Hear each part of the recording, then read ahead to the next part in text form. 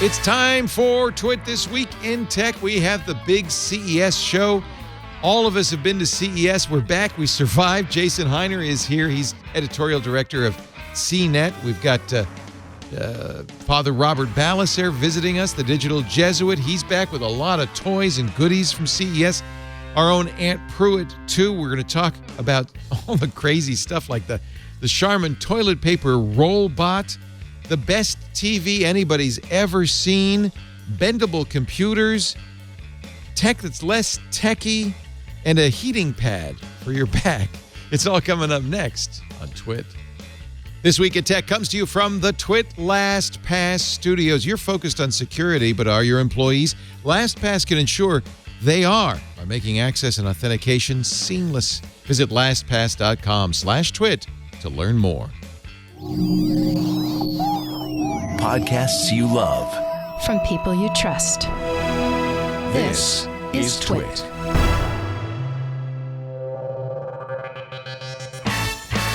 This is Twit, This Week at Tech, episode 753, recorded Sunday, January 12th, 2020. I got waylaid in Switzerland. This Week at Tech is brought to you by Stamps.com. With Stamps.com, you can do anything you do at the post office right from your computer. For a special offer that includes a 4-week trial plus free postage at digital scale and no long-term commitments or contracts, go to Stamps.com, click on the microphone at the top of the page, and enter the code TWIT. And by Epson's EcoTank printers. Now you can kiss expensive ink cartridges goodbye. The Epson EcoTank printer comes with a ridiculous amount of ink. Just fill and chill. Check out EcoTank printers at Epson.com/EcoTankLeo. And by Mint Mobile. Mint Mobile provides the same premium network coverage you're used to, but at a fraction of the cost because everything's online. Mint Mobile makes it easy to cut your wireless bill down to just $15 a month with their 3-month introductory plan. And you get the plan shipped to your door free at mintmobile.com/twit. And by UStudio. UStudio hosts, manages, and distributes private podcasts in both audio and video format for businesses. Deliver corporate audio and video content securely to any device in a modern, mobile-first experience. Learn more at the letter U, studio.com. It's time for Twit This Week in Tech, the show where we cover the week's tech news. And this week, there's only one story. It's CES time. We're all back from CES. Jason Hiner is here from CBS Interactive Tech Republic, CNET, editorial director at CNET. Jason, it was so nice to see you. We saw you at the Pepcom Digital Experience, very first day. So dapper, so natty in your little pork pie hat, and you're so sharp looking. It was so nice to see you. Great to see you and Ant. Yeah, we got to catch up for a few minutes, and it was lots of fun. Yeah, and great to see you guys. And so Jason was at CES. Aunt Pruitt and I were there with our excellent adventure, which turned out to be somewhat less than excellent. I don't know. I'm still going to call it excellent. Aunt Pruitt is, of course, the host of Hands-On Photography, Focus on Photography, and shows to be named later. He's also wearing Clemson orange because tomorrow it's the national championship. And last year at CES, while we were there, Ant was there, and the day after the national championship, I remember at least 100 people giving Ant like a high five. Yes. Because he was wearing his Clemson. Am I remembering that right, Ant? Yeah. That is correct, sir. It was a glorious day. And there's a lot of Clemson in the NFL too. I have to say every time. It is. Also so Ant and I were there. We'll talk about that. And then Father Robert Ballecer, the digital Jesuit, was also there. They let you out of the Vatican. Oh dear. To come to CES. I am not wearing Clemson orange, and this is not 49er red. You're not wearing your collar. I thought you had to wear. Didn't they make you wear your collar? You're trying to get fired. They're all the way over in the Vatican. He's trying to get fired. He's actively. They're not. So I got to ask you about the Minecraft server because you were on my local news. Yeah, I know. Digital Jesuit, Father Robert Ballecer creates the Vatican Minecraft server, and it's hacked within 24 hours. It wasn't hacked. It was DDoSed. So this is how it started. The last time I left the United States in August, late August, I just sent out a tweet and I said, hey, would anyone here like a non-toxic gaming environment? And if so, what game would you like me to set up? It was Minecraft. Of course. Of course it was Minecraft. You probably wanted to do Rust, though. I know you love Rust, but that's not non-toxic. It's not non-toxic. But we had managed to make a non-toxic Rust server. It's just it takes a lot of moderation and a lot of input. Yeah. So I set something up for, 20, 30, 40 people, just enough for people to play around with.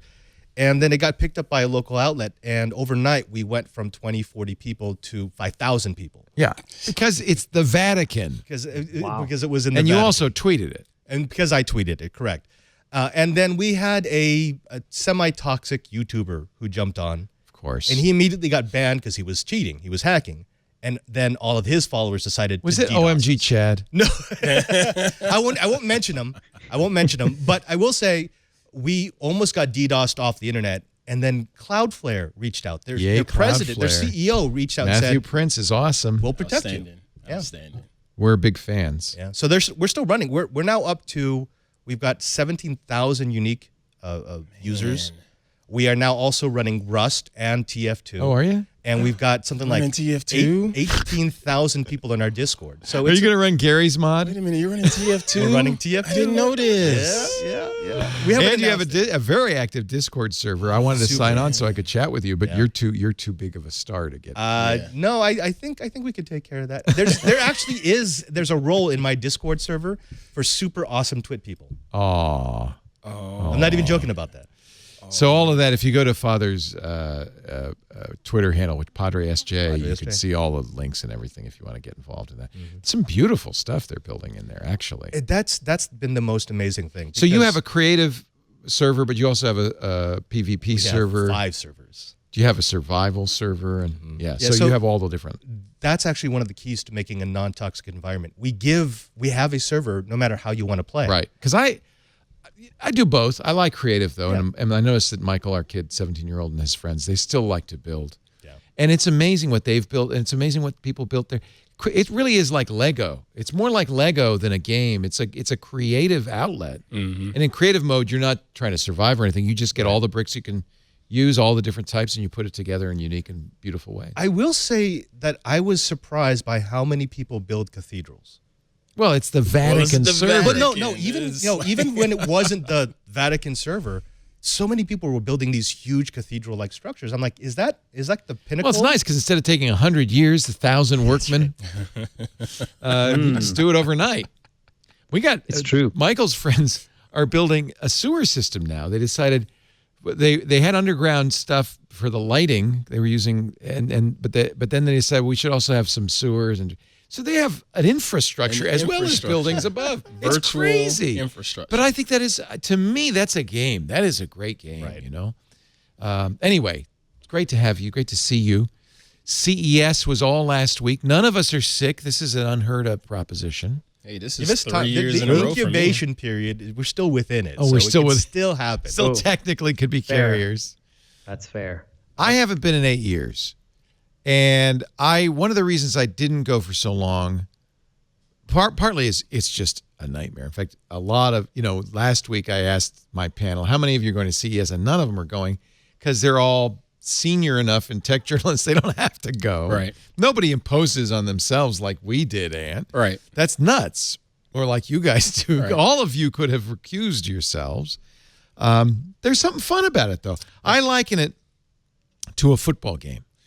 If you go to an NFL game, you go for the atmosphere, for the fun, not to see the game. You could see it much better at home on your TV than you can, and even if you have good seats, because it's distant and it's people running around, and CES is like that. You can only get, it's like the elephant and the blind men. You can only get, it's 4,500 booths. That means, more than 12,000 products. You only have so much time. It's impossible in 4 days. To even scratch the surface. Right. So, you'd be better off if you care about CES to let everybody else go and read all the coverage. But if you want to get so once in a while, I think it's fun to go, get the atmosphere. All of you go all the time, right? I go for the swag. Yeah. He's just. You brought some swag. I'm pretty good at getting swag. When I first started going, I could remember prior to actually being able to go, hearing folks like yourself and other senior Say, I could never go. It's like, I don't don't want to go back to hate CES. it. And I was like, really? But after going two times or so, I could see why you would feel that way, hard. because it is a grind. I mean, It's hard. You are running around. It's hard you better to get have around. the right shoes on. And if you're covering it, it's easier if you're not working it. Right. If you're I've just done an it where I'm just attendee. hanging out, and that's actually fun. Right. But if you're working, you feel an onus to see as much as possible. Right. I think I went to North, Central, and South Halls. I went to the Sands Expo Center. I went to the Venetian. I mean, and I still didn't get to Mandalay Bay, and I still missed thousands of products I wanted to see. Right. Jason, how do you do it? Well, we have 90 people. That so helps. the way that we do it is we cut Humble it up brag. into little chunks, and we we try to get down every aisle of every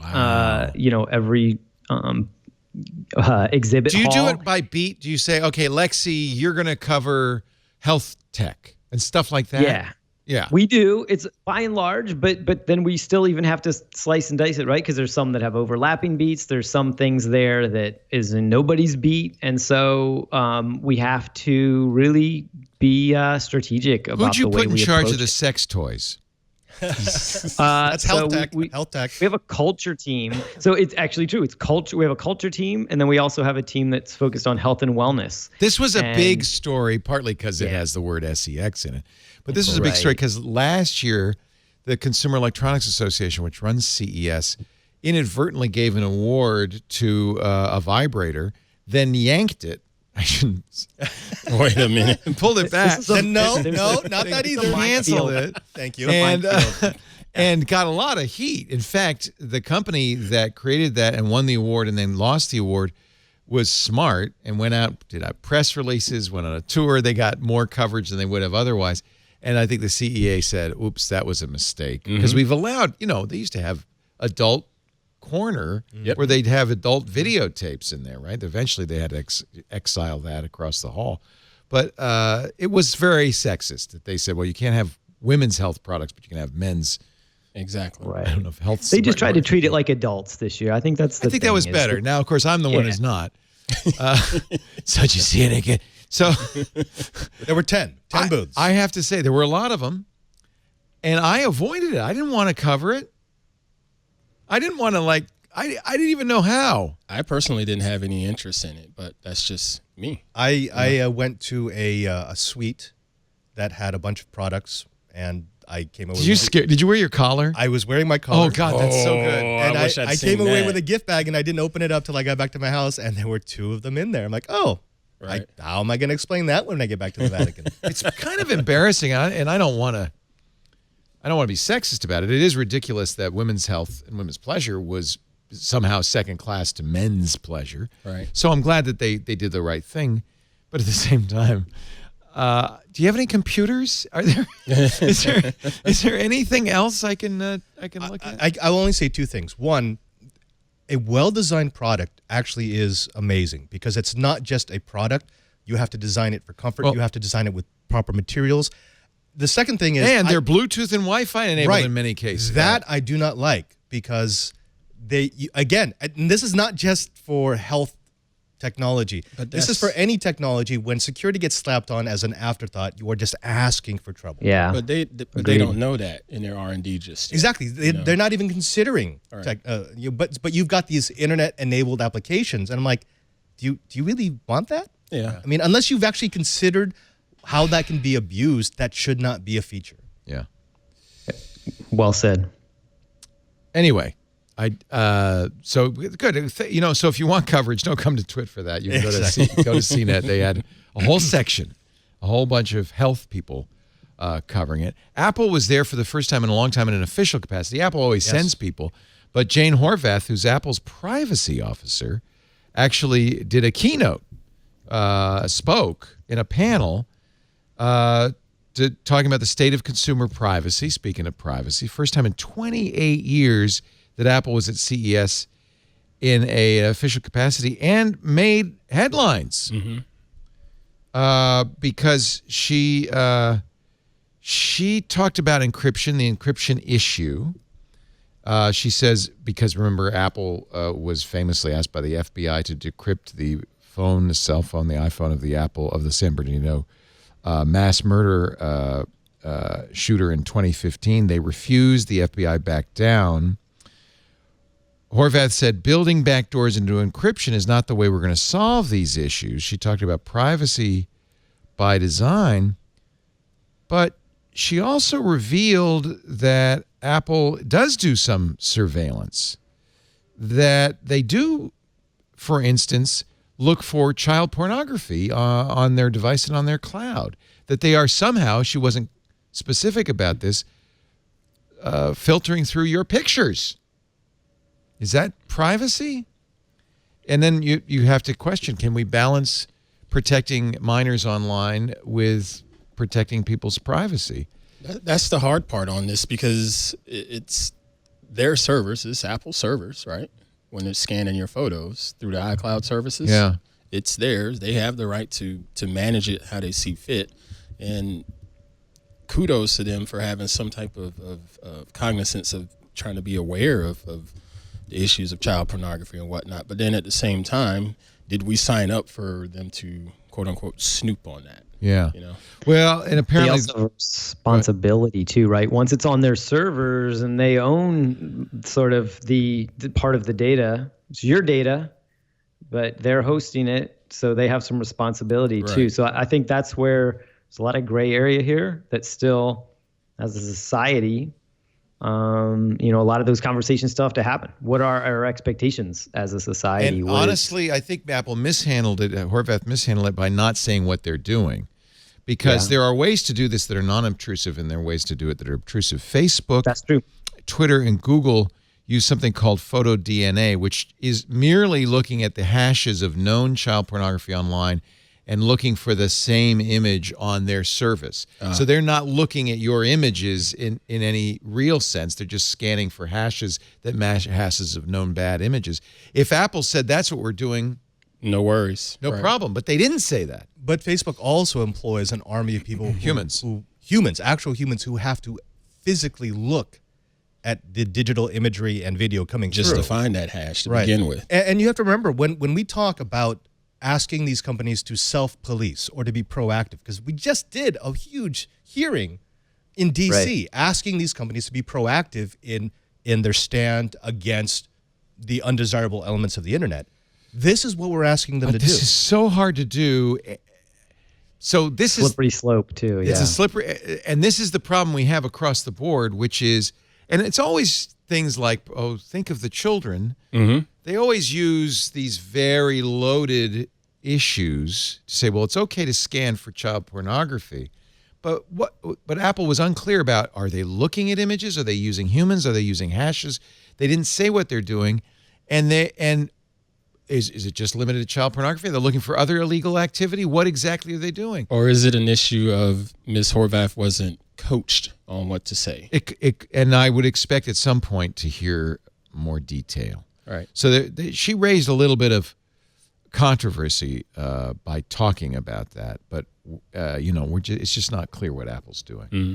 Nevertheless, it's good to have Apple at least talking about this in a panel fashion. Did you? These are going to be one of the most important. Yeah, it's one of the most important topics for us to deal with as a society over the next decade. Because a lot of the companies, it's been the Wild West for a lot of these tech companies, and they have more and more power over the conversation and more over responsibility, data. right? Exactly. And so what our expectations are for them, what the regulations or guardrails are for them in doing some of these things, especially when it comes to managing your data and looking through your stuff, right? Because that gets back to, at least in the US, some constitutional issues potentially. So there's a lot that we still have to figure out. We've barely scratched the surface on it, and you can expect that it to be a big part of, the 2020 political campaign in the U.S., as well as conversations that are going to happen worldwide over the next decade. It started to happen a little bit in Europe more than other places. It's a lot of these issues are similar to the U.S., but obviously it's more population dense there, and government takes a more active hand, obviously, in society, typically in most of the countries. I mean, this wasn't a CES story, but we learned, The Guardian reported that Microsoft was using workers working at home in China to listen to Skype audio to grade it, to improve it, with no security measures at all.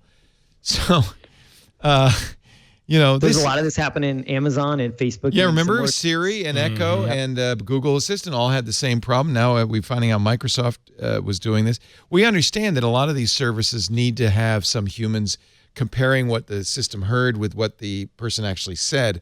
But I think in response to these revelations, Google, Amazon, and Apple both have said, okay, you can opt out of that. You don't, you don't have to do that. And we're going to have better controls. Now Microsoft caught in that same bind. If we want these systems to be better, we have to allow these big companies to train the systems. But they also have an obligation to tell you they're doing it and to give you the option to opt out. In fact, one of the issues, that's part of the new California privacy law that goes into effect. Well, we're running into this idea that we think that there's going to be a technological solution to this. And unfortunately, that's not the case. The technology is already far outpaced what we're ready for.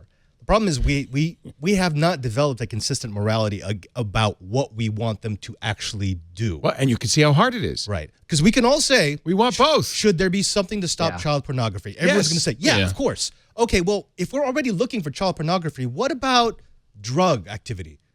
Well, okay, worse, maybe. Right. Should they be able to look at your hard drive? Should they be looking at everybody's cloud accounts to see? Should they be able to look through all my pictures to see if any of them are child pornography? And what about false positives? I have pictures on my account of my kids in the bathtub. The bright line examples are easy. It's all that gray area that none of us are going to agree on. Right. Yeah, and think of it as like in the real world, right? In the real world, if you were like, okay, because this comes up with the Ring doorbell examples, which they handled very badly, right? Where you have people have these Ring doorbells, you have a camera on your doorbell, and with that, they're working with the police, and the police are pulling information without people knowing it from doorbells when crimes happen. And you can say, great, that's they're being proactive and they're catching people who are committing crimes. But if you think of it, when you turn it on its head and you think of it from a real world example, it's almost like saying, I have a house, I live in a community. If the police are in charge of protecting this community, then they can come and they can hang out on my porch. They can go through my backyard because they're, looking for information that's going to help keep the community safe. Well, no, it doesn't work that way. They have to have in order to come on private property, they have to have a permit. They have to have courts and judges that say, yes, there is probable cause for them to come, into your property and do that. So that's where the slippery slope starts to happen, which Robert was just talking about. Well, and there's not even any agreement about how to handle it. Ring was at CES. Ring made a lot of announcements. They had an opportunity at that time to clear up their reputation about this. They not only did they not, but their company's top hardware exec said, we're proud of the program, of our partnerships with law enforcement, and we're going to do more of that. This was at CES. He said he believes, this is Dave Limp, the partnerships with police departments are good for neighborhoods, and hinted at a future in which Ring cameras could use Amazon's facial recognition technology. By the way, my Google Nest doorbell already does that. And it'll say, hey, Michael's at the front door. You want to let him in? And I like that. And this is the problem. I think you might in your neighborhood say, I think it's a good idea that the police can look at these videos. And clearly Amazon has decided it's not as big a black mark as Vice and others have painted it. Maybe in fact, normal Americans think this is a pretty good thing. There is no expectation of privacy in public. Period. You have definitely not on my doorstep. Yeah, and actually, if you've got these products in your house, you now have no reasonable expectation of privacy inside your house. Inside your house. If you've got an Echo, if you've got cameras watching you inside the house, that's all going off to the internet. And if my policy is, if it touches a network, I have no reasonable expectation of privacy for that data. Yeah. Okay, that's fair. That's super paranoid. And by the way, I think that Ring got a little bit of a bad rap because it turns out you have to opt in to share your Ring video with the neighbor program, and that the police have to request the video from you, and you have to say okay if you want that video shared with the police. So it's not like we're all putting up police cameras up and down our street. Willy-nilly. And there are a lot of people who would say, so let's do that. Because, I mean...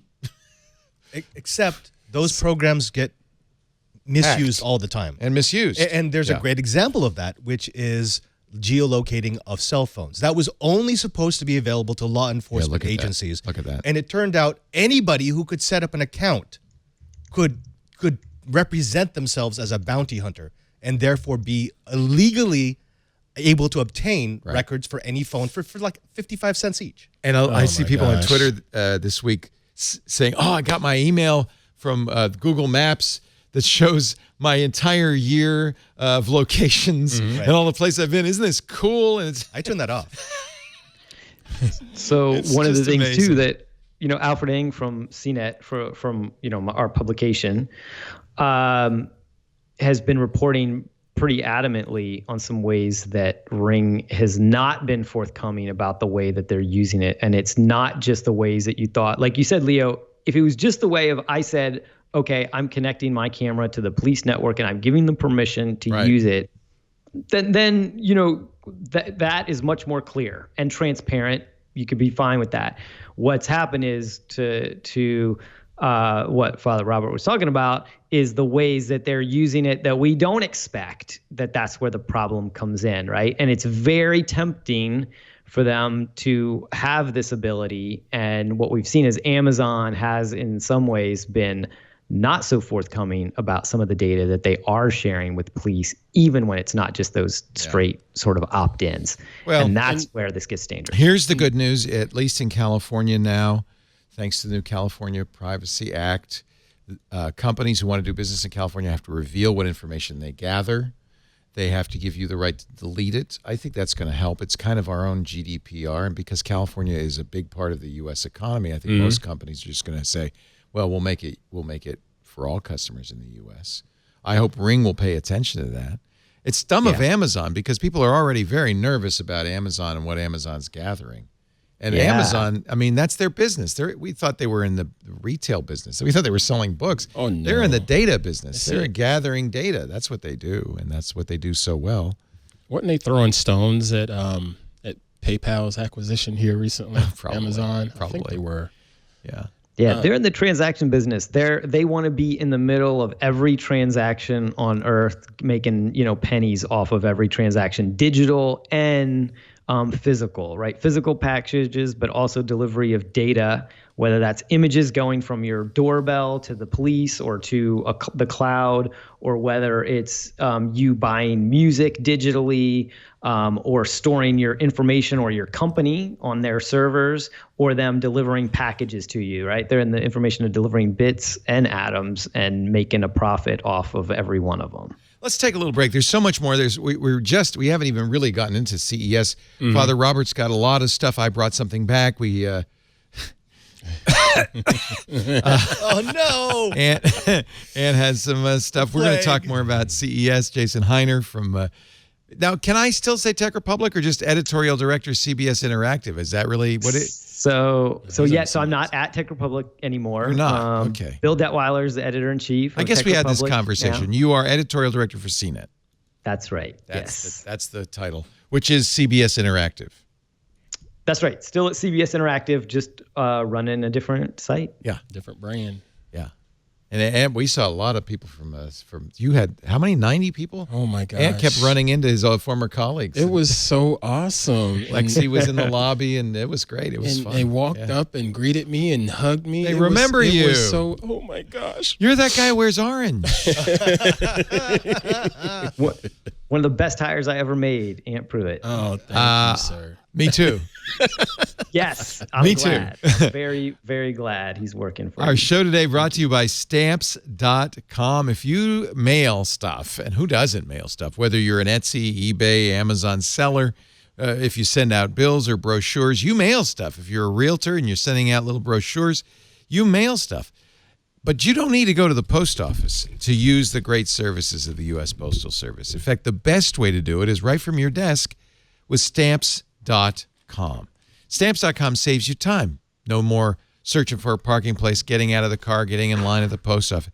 Stamps.com saves you money. They have discounts you can't even get at the post office, but you can do everything you do at the post office right from your computer, including printing real U.S. postage, no special ink, no special postage meter, just with your computer and your printer. You can do anything you can do at the post office right from your computer. All you need is Stamps.com. We've been using Stamps.com for more than a decade. We've been partnered with them on our ads since 2012. We just use it all the time, whether you're a small office sending invoices, an online seller shipping out products, even warehouses sending out thousands of packages a day. We'll use Stamps.com. Anybody can use it. Use your computer to print official U.S. postage 24/7 for any letter, any package, any class of mail, anywhere you want to send. Stamps makes suggestions that all the time. They'll say, hey, you could save money if you want to send this media mail. Once your mail's ready, simple. Mail carrier comes to your door, you hand it to them or drop it in a mailbox, and you're good to go. With Stamps.com, let me just give you an example. You get 5 cents off every first-class stamp. What? I mean, why wouldn't you do this? You get up to 40% off priority mail. I mean, it's a fraction of the cost of a postage meter, and it's so much more convenient. I see people lugging their postage meters to the post office. You don't have to do that. Stamps.com is a no-brainer. It'll save you time. It'll save you money. 700,000 small businesses like Pruitt already use Stamps.com. Make our New Year resolution you can actually keep. You can do it right now by no longer going to the post office, just going to Stamps.com. And then, by the way, this is no risk. All you have to do is go to Stamps.com, click the microphone at the top of the homepage up in the right there, enter the offer code TWIT. You'll get a 4-week trial plus a ton of free postage plus a digital scale, no long-term commitments, no contracts. It's a great deal. Stamps.com. Don't forget that promo code TWIT so that they know you heard it here. Code TWIT. Stamps.com. Never go to the post office again. Stamps.com. Actually, I was this week. I was really interested to read what Bill Thompson said on Stratechery. His name's not Bill. Why did I say Ben? Bill. Ben Thompson. Ben Thompson. I know Ben pretty well, but I think he's Bill. On Stratechery, his lead this week was the end of the beginning. And this is something I've said for a while. We're talking about Google, Amazon, Apple, Microsoft, Facebook. I think some people say, oh, there'll be another Facebook. There'll be another Google. There'll be another Microsoft or Amazon. IBM didn't last forever. He says that's not necessarily true. And the car industry is kind of a way to look at this. He said when automobiles were first invented, in 1895, the first American automobile maker was founded. 34 more in the next 5 years, 233 more in the next 10 years, 168 more in the next. There were a lot of, and then slows down and pretty much boiled down for many decades to the big three: GM, Ford, and Chrysler. And until imports started showing up. Yeah. And I think people might have said, oh, well, there'll be another Nash or something. GM isn't going to own this forever. No, there's an economy of scale. There's things Google does now that you couldn't start up and do. There's things Facebook does. There's the network effect. He says we're in a dominance epic. We're in the third dominance epic. It was first IBM, then Microsoft, and then present day. And you can no longer assume that that's, going to change, that these companies, he says, but that's the beginning of an era like with cars where you get amazing innovation because you've got these big platform companies that everybody can innovate on. And here I am walking around CES, and what do you see? You see thousands of little companies, but sign after sign works with Amazon Echo, right? Works with Google Assistant, some type of hook in. Yeah, they're building on a platform, and even though there was a Google presence, did you go down the slides? I did. You rode the slides, Father Robert? Really? I didn't get to. Ant and I didn't get to. What was it like? So that Google had in the front a gumball machine. I avoided that thing like the plague. I was a gumball. Did you get in the gumball line? I did. There was a sign at one point in the line that said this line is 3 hours to the gumball machine from this point in the line. Oh, no. I never saw less than 2 hours in that line. I knew someone at the Oh, you gumball jumped the machine. line? I kind of. That's why I'm not talking about it too much. I kind of cheated. It's a giant machine. You do a Google query into a microphone. A big gumball comes down. It's not a gumball. You open it up. Inside, a beanie. Inside, a butt bag. Inside, I saw somebody win a phone. What did you win? I actually got a Chromebook. Oh, shut up. You can't keep it. Man. I can't keep it. But so they were giving away some nice stuff. I guess Yeah, that's why the yes. line was so long. But criminally, I'm not waiting 3 hours even for a Chromebook. I didn't have any appointments. It looked kind of fun. I wanted to try it. Then And what was you the had slides? a yellow media tag on too. Yeah, that does helps. help. What was the slides? Because that was so the parking lot has these giant Google buildings in it. I remember one year, many years ago, Microsoft had a house like the Wizard of Oz landed in the parking lot. Inside were mom and dad, sis and brother using Microsoft tablets. This was pre-Surface. This was back when Bill Gates was all over the tablet. What was the Google house? What was going on in there? I honestly, that was too crowded. I didn't want to go. I was so crowd averse this time. This is why I didn't even go to LVCC the first day. I stayed at the Sands. That was pretty smart. Yeah, Because It was LVCC the some first day was madhouse. pretty bad. Bananas. Yeah, it's Pretty bananas. bad first. So day. you noticed, by the way, that Las Vegas is expanding that. It looks like more than doubling it. I think that their idea is it should all be in one building anyway, instead of because you have to go It all can't. over It town. There's no way it can fit No in way. one. No. I mean, right now it's Yeah. LVCC, it's Caesars, it's Wynn, it's Venetian, it's Palazzo, It's it's all over Mandalay. town. Oh And you can't get anywhere, no, so you just stay at the Sands because I can't get the it. shuttle that goes from Venetian to LVCC takes 30 minutes. That Yeah. should be Yeah, I 5 walk minutes. it. Yeah. You can walk. Yeah, it. you can walk easy to fast. walk it. faster. It's faster to walk, and you get some fresh air for the only time you get to actually see the sun when you're in Vegas. And so, Yeah, you totally lose track of time because you're indoors so much and you don't see the sun. And I believe when we went to the Sands, I had no idea the time of day. It felt like lunchtime and it was closer to the end of the day. To me, it looks like a science fair, right? Yeah. There's a lot of. So there was a guy who I saw a lot of Keurig of. There was the Keurig of olive oil. We actually shot that one. Where you get little frozen olive oil pellets, you put it in there, the thing that makes it squirts olive oil at the bottom. It's really the Juicero of olive oil, but I Juicero. wasn't going to say anything. Nice Italian guy. He's selling them in Italy. Then I saw the Keurig of muffin ovens. It was a little oven that they had little cup muffin recipes. You put it in the oven. I don't even know why anybody would do that. Keurig of mixed drinks. Mixed drinks? Yes, they had All of that stuff was little in pods Sands. of your alcohol. That was in Sands.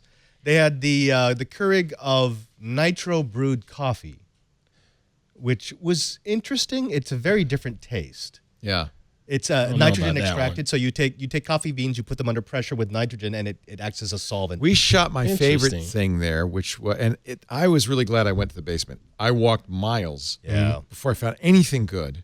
But I did find there was one guy in the back, we shot video of it, it was just a young kid. He was from Russia. He was living in New Jersey. He's made an Apple One kit for $99. right. He said Woz approved it because we use his code. We have an Arduino for the disc controller and the screen.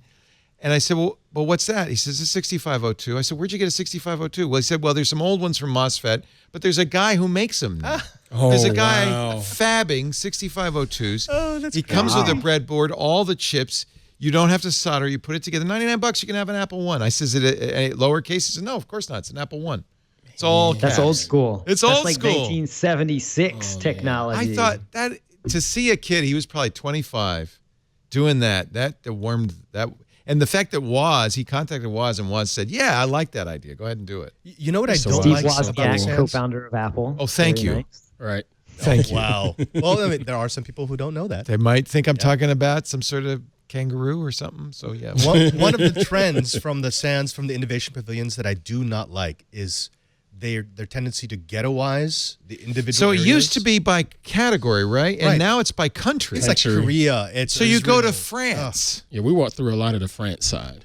Yeah. That's Eureka. I love Eureka Park. It's almost like a flea market. It is. Yeah. It's like a flea market of technology. But the cool thing is, CES is dominated by these giants, right? So Samsung and it is. LG It's and nice to Sony. see They the have little guys have a place. monster I agree. multi-million-dollar booths. I agree. And then a bunch of these companies are just really scrappy startups, sometimes just two people, and their whole marketing budget they spent to buy a booth in Eureka Park, and they're there, And I respect that.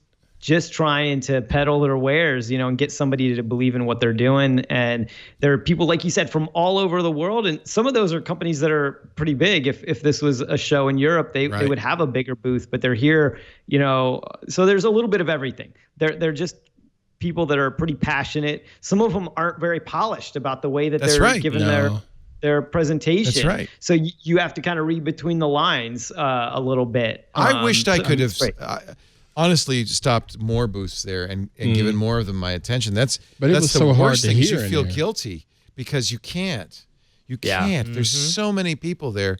Thousands of products just in that one space alone. It wasn't really media friendly either from a video standpoint because you couldn't really hear in there, and then the lighting is And there was no not, angle to get the products without getting everything in there. if That you didn't stop us. if you dare to write about We it, that's fine. Crappy video and audio. Didn't care. Going in. I found when I was down there, I had to put my camera away between shoots because if I carried it out, I was getting pulled to boot. I'm like, no. Yeah. I got waylaid in Switzerland. Yeah. I could barely get through Switzerland. I expected better food in the France pavilion. Yeah, But by the way, did you eat the press lunches? I did. Yeah, we had one. Because the place you eat the press lunch is at the Venetian, not at LVCC. No, there's one in LVCC as well. No, in LVCC, it's horrible. Yeah, it's terrible. There's a good one. It's just a a good fish one. bowl. Yeah, Yeah, like in what LVCC. I was getting at the Sands was like dim sum and sushi. Oh man. Really? No, I didn't know that. Oh Just man. saying. I think that now was we the have to go Father back. Robert Ann. How lunch. was it? I don't Okay. think that was. No, that was press. You just had to ask the right person. We're I'm gonna just kidding. treat Leo and Ant's excellent CES adventure as just a beta. That was beta, Next year, and it went the pretty gamma. well though. Well, it was fun. Twit. I think what was it? 38 segments we did. It was pretty close. Wow. Segments. It's pretty close. How you guys still Twit.to. standing? That's awesome. Well, twit.to/CES. Ant would shoot one. I would shoot one. We go back and forth. Lisa shot a few. Oh my gosh. We got Scott Wilkinson showed us the TVs. I have to say, of all the things I saw, the one I wanted to bring home was the giant 8K micro LED. I think micro LED, while it's not available yet, and it's if you could afford it, actually, I guess you can, but it's just like $1 million. But I think in the years to come, as they improve the product, really, actually, they have to improve the process so And that the content. Yeah, well, there's no content. They can't at all. really they can't manufacture it right now. Yeah. To be honest, it has a little bit of an uncertain future because. Oh, really? Samsung It's too hard to made- make? It is. It's too hard to make. They've not figured out how to manufacture it at scale. You'll see them wiggle on that a little bit from our sources, from what we've learned, that it's a little bit of a mystery if it's going to actually come to the mass market. Oh, man. But Don't what say we that. did learn, I was in Korea in November and had some pretty good sources there, and also sort of this announcement that went under the radar is Samsung is going to be making OLED screens, which has a great future. And Samsung, so LG owns the OLED market today for TVs. Even big if you TVs. buy a Sony OLED, you're getting an LG panel Right. from Exactly. Sony. Yeah. So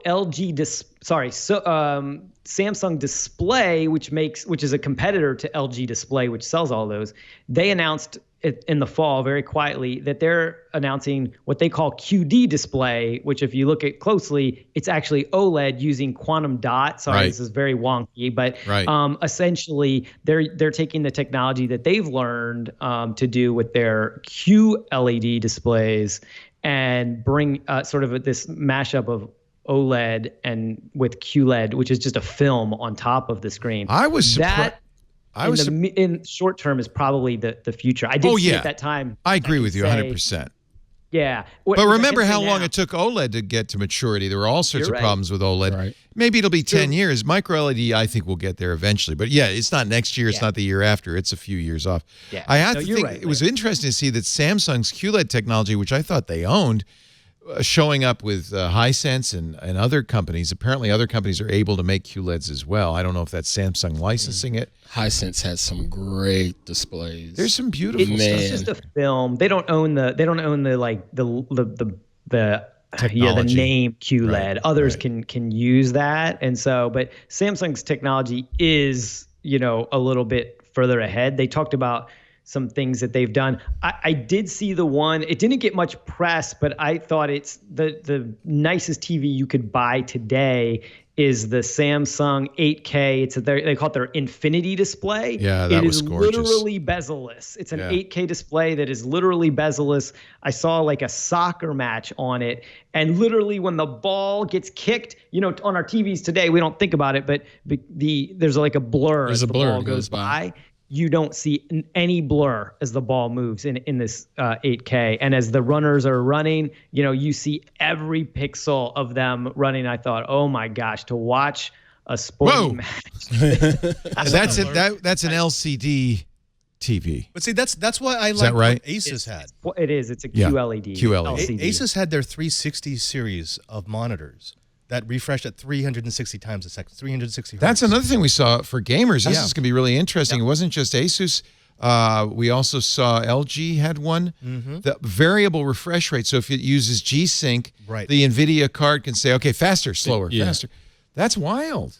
And that, 300 hertz. I thought it was all PR speak. I thought it was all marketing. Me I too. thought, I'm not going to be able to see anything above 120. Right. But they put a 240 next to a 360, and you can see the can tell the difference. You can see You it. can Yeah, see the you difference. totally can see it. But especially when things move fast. So action Right. movies, sports, things that move fast. If you're just watching, a beautiful mountain or some flowers or something like that, you're not going to see it. But when you see motion, then all of a sudden, and you see big explosions or other kind of action things, then you really see this. And like you're saying, is gaming is one of those areas where you're going to see it a lot too. Of I'll course. tell you how long it's been since I've been at CES. The last time I was there was this running battle between companies who had the biggest display. And remember that? And like, I thought you were going to say, they had the Walkman, and the Walkman no, it wasn't that long ago. But it was like, Samsung has a 100-inch. Right. Sharp has a 101-inch, 102. Nobody attempted to compete with Samsung's The Wall. I think that thing Yeah. is 2 stories. 245-inch. 292. 292? It's like 2 stories tall. Was that a micro LED or what was that? That's micro LED. Yeah. Because those 292. are roughly a foot square, and you could tile them. One thing I did notice though on the micro LEDs, in the right lighting conditions, you can see the edges of the tiles. See the seams. Yeah. So they got to work on Yeah. that too. Yeah, the crazy thing is what's even weirder about this. When we saw it in Korea, we went to the area where they kind of stage these things, and they had box after box after box in this giant long hallway stacked like 10 or 15 deep, meaning these are the ones they're shipping out to places and having them installed. Obviously it's only like the 1%, not even the 1%, but the 0.1% that are getting these things. Because it's But $1 million apparently- at least. Yeah. They're at least 300 to 500,000 to just start on these things. So if you are, professional athletes, obviously, Wall Street bankers, Podcast, broadcast, network owners. Right. Us. No, I told Lisa when we saw the one of the big 8K micro LEDs, it's not going to be for 5-10 years, but someday we will have a room with a wall that is a giant micro LED TV, because you piece these together and they're arbitrarily large. Well, that's coming. It's going to happen. I know they have problems now, Jason, but that's going to happen eventually. You talk about. I just wonder if it'll be OLED, because what I think, this is just my own opinion, but I think that as we get more and more further along with these things, I think we're going to ask ourselves, like, why do we want to hang this giant black mirror on our walls? And I think we're going to be like, that's so strange to hang that up. And when it's not on, what is it? It's just why would it not be on all the time? Well, that's so that's where so you are I'm with you on that. I'm leaving it on. The hell with a black mirror. I'm leaving it on. So, there are these ambient modes. So when it's not on. Yes, exactly. I'll be in a Japanese family or garden or screensaver-ish. or lions will be roaming the veldt. I live in a 6x7 room with so it'll be with cheaper stone for you. walls. It'll be cheaper. It would be awesome in your. So I will have a garden. I will actually have a view of something. It'd be Exactly. amazing. Yeah. There you go. Exactly. Turn it into a window, a gigantic window. One thing you that are seeing that some of the ambient modes that are. Oh getting yeah, better. I love that. I'm gonna have that. There were also picture frames with beautiful paintings in them. Maybe you'll have a Van Gogh on your wall. Didn't you always want to do the Harry Potter thing with the moving pictures? Oh, there you go. My whole life. Why not? So Samsung did show off some of those because their current technology QLED, you can leave it on all the time and it doesn't have the burn-in problems. That's the one problem with OLED right now, and probably some of these other newer technologies as well, is that the burn-in on your screen. But there were some of these ambient mode essentially like screensavers, like you said, Ant, that are running. So one was like a window and you had some books on it and the wind would blow and it would the pages would flip, so it was just sitting there. Or another one was a fireplace and the fire's crackling, straight out of Blade Runner. I love it. Are we heading into Max Headroom territory? It's going to be illegal to turn off your TV? Yeah, no, it should be illegal. It should be illegal now. I could see this right here in LastPass Studios on that wall. If you want to watch every Netflix show, you're going to have to leave it on all day and all night. Naturally. Yeah. Well, you're going to have one wall for Netflix, one wall for YouTube. Oh, yes. And then the floor is reserved for Vimeo. Ah, yes. We come from the future. Get ready, folks.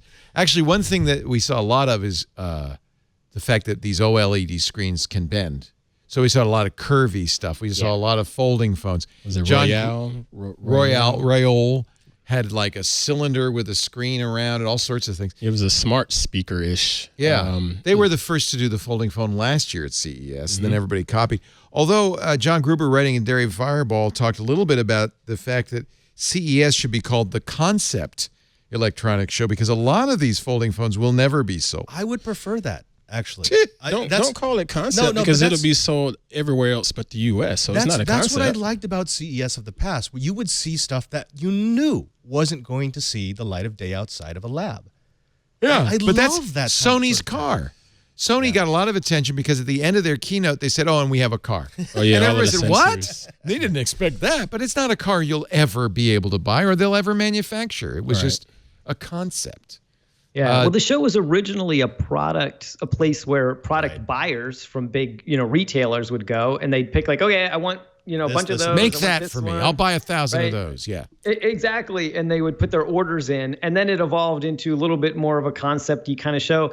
I think what we've seen now is there's room for both, right? There's room for companies to come announce these are the products we have coming out in 2020. And here's some ideas we have about the future. Take a look at these. Let us know what you think, because that's the way they use it. And then they may never go into product development, or they may be in various stages of product development, and they get the reaction from consumers, from the press, and then they decide, okay, this is if we're going to go forward or not, or how we're going to go forward, or how we're going to change the product and move ahead with it. I like the idea. Okay. I like the idea of concepts. It's just giving us a starting point of something we can have in the future. Points out, he says Apple has concepts, but they don't show them. They make them, they demo them, their design lab makes them.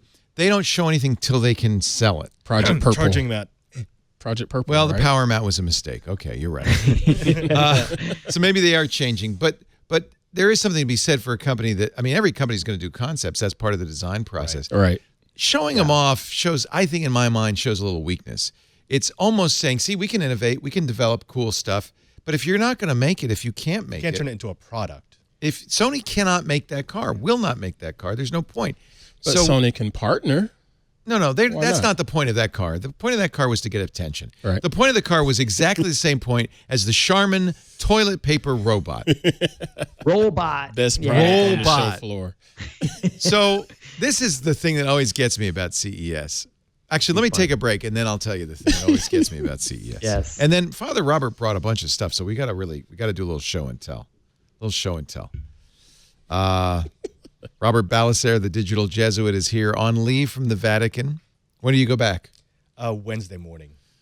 the server. And hopefully my plane will make it all the way across. The Yeah, Atlantic I was this watching time. your Twitter. You were flying Alitalia on a 777. It had to turn back because an engine went out. Like, Yeah, whoops. well, they decided to this engine's tired, so we're going to turn around. And It's good see they if we had can more get than one engine, I guess. Oh my gosh! Thank goodness it was a 777. 777s can fly one engine, no problem. Were you over the ocean? Just about. We were just about feet wet, and then you started hearing the engine spool down, and the pilot comes, "Oh, we're having a technical difficulty, so we're going to head back to Rome." So it can't fly on the one. It can fly on the one, but But not now across you the have ocean. no spare. Right. You hope the other one doesn't go out. Great Hope job, it's not pilots. catching. Aunt Pruitt is here, host of Hands on Photography, Focus on Photography. Love having Ant. He was my partner in crime in Ant and Leo's excellent CES adventure, which was excellent. It was We had fun. a great time. I loved it. It was a lot of hard work and Blame just me as much fun. for the bad camera and sound. No. I was very amateurish, but we saw some good stuff from Panasonic. Mhm. The new Lumix camera and the new Panasonic. I This think next year we 1H. can take one of those out and try it with that. Also, Jason Hiner, of course, because he's editorial director at CNET, their coverage was stellar, superb. Did you guys have? Normally you have a studio in the South Hall. You didn't do that this year. No, it was in So- Sands. Right. Yeah. Second floor. Same Right thing though. outside the. Yeah, bigger. It's beautiful. Bigger. It It's was nice. beautiful. It was very nice. It's so we moved last year. We used to always do the South Hall. Yep. Last year we moved to Sands because a lot of the newer stuff is in Tech West, right? Health and wellness, Yeah. smart home. I mentioned Eureka Park, where a lot of the fun startups and stuff is right one floor below. So we moved over there because a lot of the really fun, interesting, newer kind of stuff is over there. And so yeah, we have our stage right outside Tech West. We're going in the opposite direction. We used to have a stage in the South Hall. Now we have me, a camera, and an Ant. I mean, you can, and you guys did a zillion videos, so it shows you can do it that way. And I wanted to it's see how perfectly light fine. we could go. Maybe we went a little too light, but I want to see how little we could bring with us. And it was kind of fun. That's how I did it when we were at Tech Republic. We'd go with 4 people, Yeah. a camera person and 3 of us, and then sometimes our freelancers like Ant, right? We Right. had Ant come a couple years. Mr. Derek So- Poor would hunt me down and say, "Hey, we need to do a segment." Be right there. So you guys had the advantage Right. though. You had a beat. We don't have a beat, so we had to try to cover everything with one camera. It was exhausting. Our show. We're going to talk about my what was it? I was going to talk about my least Yes. favorite. I can't even remember now. It was the robot. the Charmin. Save it. Save it. You Poop gotta bot. save it. One of the world's biggest problems. Save I'll the poop bot. explain why this in a nutshell is what's wrong with CES. But first, a word from our sponsor.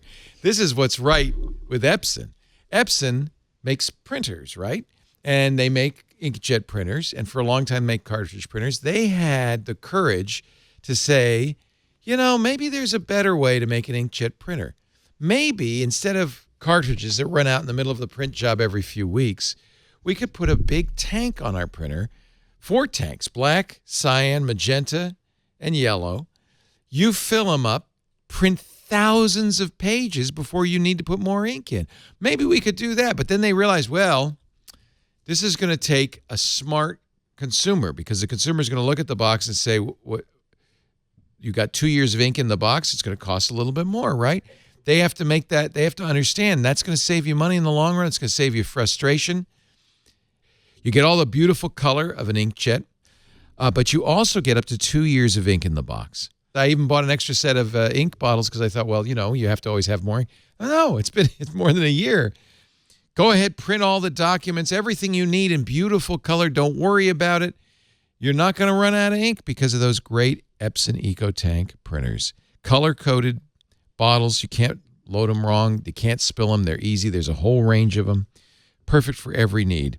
Add the Epson EcoTank printer to your shopping list, and you can do like Shaq does. Just fill and chill. Transform the way your home or office prints.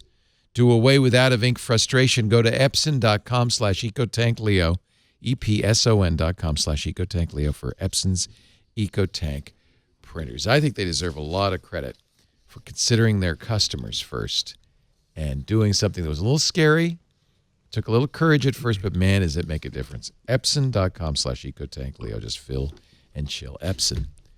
exceed your vision. I've been using Epson with my computers since the very first computer I got, a dot matrix Epson MX80. Remember that? I miss the old dot matrix. Yes. Well, you go to any With airport, the you can feeds. pick one up.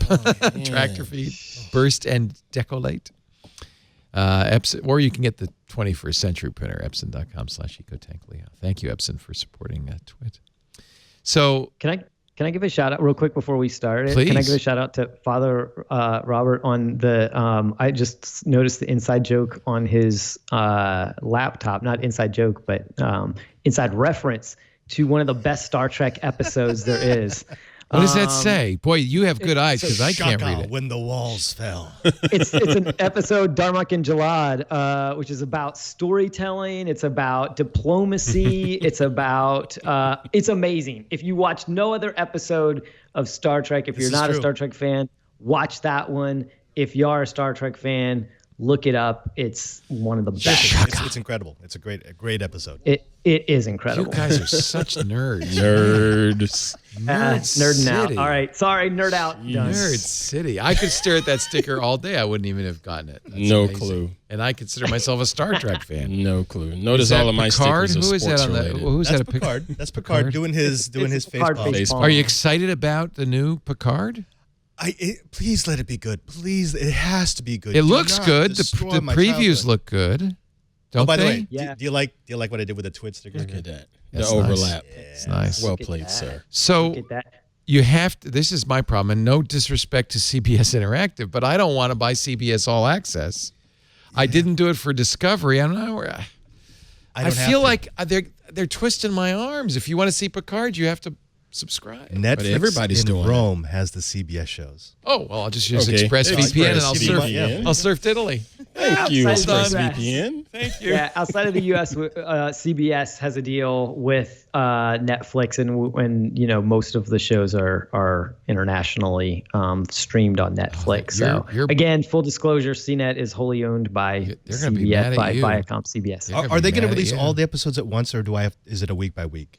It'll be week by week. Okay, so I'll wait till they're all out for the first season. You're and then like I'll- me, just sort of waiting. I'd rather binge too, and I can't. love I have no patience. Yeah. I don't. It's funny. It's just the opposite for me. I like seeing it for a week and I'm digesting it and thinking about it and processing it and then seeing the next one. Yeah. Whereas when I binge it, I just like, okay, that was good. Now what happens next? Now what happens next? Now what happens next? I don't really digest I'll watch it. like but, you know. two at a time, 2 or 3 at a time, and then I'll wait for a little while. Is there any analogy to the way you guys eat I hear you. pizza? Like Jason, do you buy a whole pie, eat a slice, and put it in the fridge for tomorrow? What? Slow food. It's like a slow food And thing. Aunt, you eat 3 I don't pieces, know. put in the rest from the fridge, and Robert and I will just eat Hold the on. whole There pizza. is no rest. We'll just eat the whole pizza. People There is no save rest. slices from a pizza? What is wrong Right. with you? What The are you- only what are they compelling talking about? argument is there's nothing like cold pizza for breakfast. That is I am not on that. the I am sine not qua on that. non. No. I'll have No, cold no. pizza, but it's normally the kids' cold pizza, not mine. Besides, pizza in Italy is very different. I do like it, but it's That's true. not Oh American. no, you have to pizza. eat the whole thing in of Italy. course. Yeah. They don't even slice Yeah. it. It's no You preservatives. just take the whole pie. Pizza di Salmone. That's my jam. CES is interesting because a lot of mainstream press coverage. And over the years, certain ecosystems have evolved to make it easier for Channel 7, 8, 9, and 10, CNN, and the others to The get Ocho. in, get out, get the story, and get out. Yeah. And so it started with, I think, Showstoppers and then Pepcom's Digital Experience. These are the little mini trade shows that they do before. And then the Consumer Electronics Association said, wait a minute, those guys are making a lot of money. So they said, we're going to start ours on Sunday. Now, the CES doesn't begin on Tuesday, but you Yeah. got to go to the unveiled on Sunday. Which used to be a train wreck. Is it good now? I never went to that one. They would take an event the size of a PepCon or a Showstoppers, and they would put it into a room about 1/4. Oh no. Yeah. Get Yeah. nothing in there. So which has the best food? Because that's the only reason Showstoppers. journalists go. Showstoppers or PepCon? I think Showstoppers this year, Showstoppers. like not even close. It's pretty good. It's pretty good. So that's how. So this is the whole trick. So you rent a ballroom, you charge 100 vendors $10,000 a piece. Minimum. You do the math. Minimum. Yeah. You can charge some vendors more because I've realized now and they did it with a happy fork, Mm-hmm. that some vendors say, if I'm the first person as you come in the door, I'm going to get all the coverage. So this year, Charmin, you go in the door, there is Charmin. Front and center. Yep. And Charmin didn't even bother, didn't even pretend to make a device that you could buy. They made the Rollbot.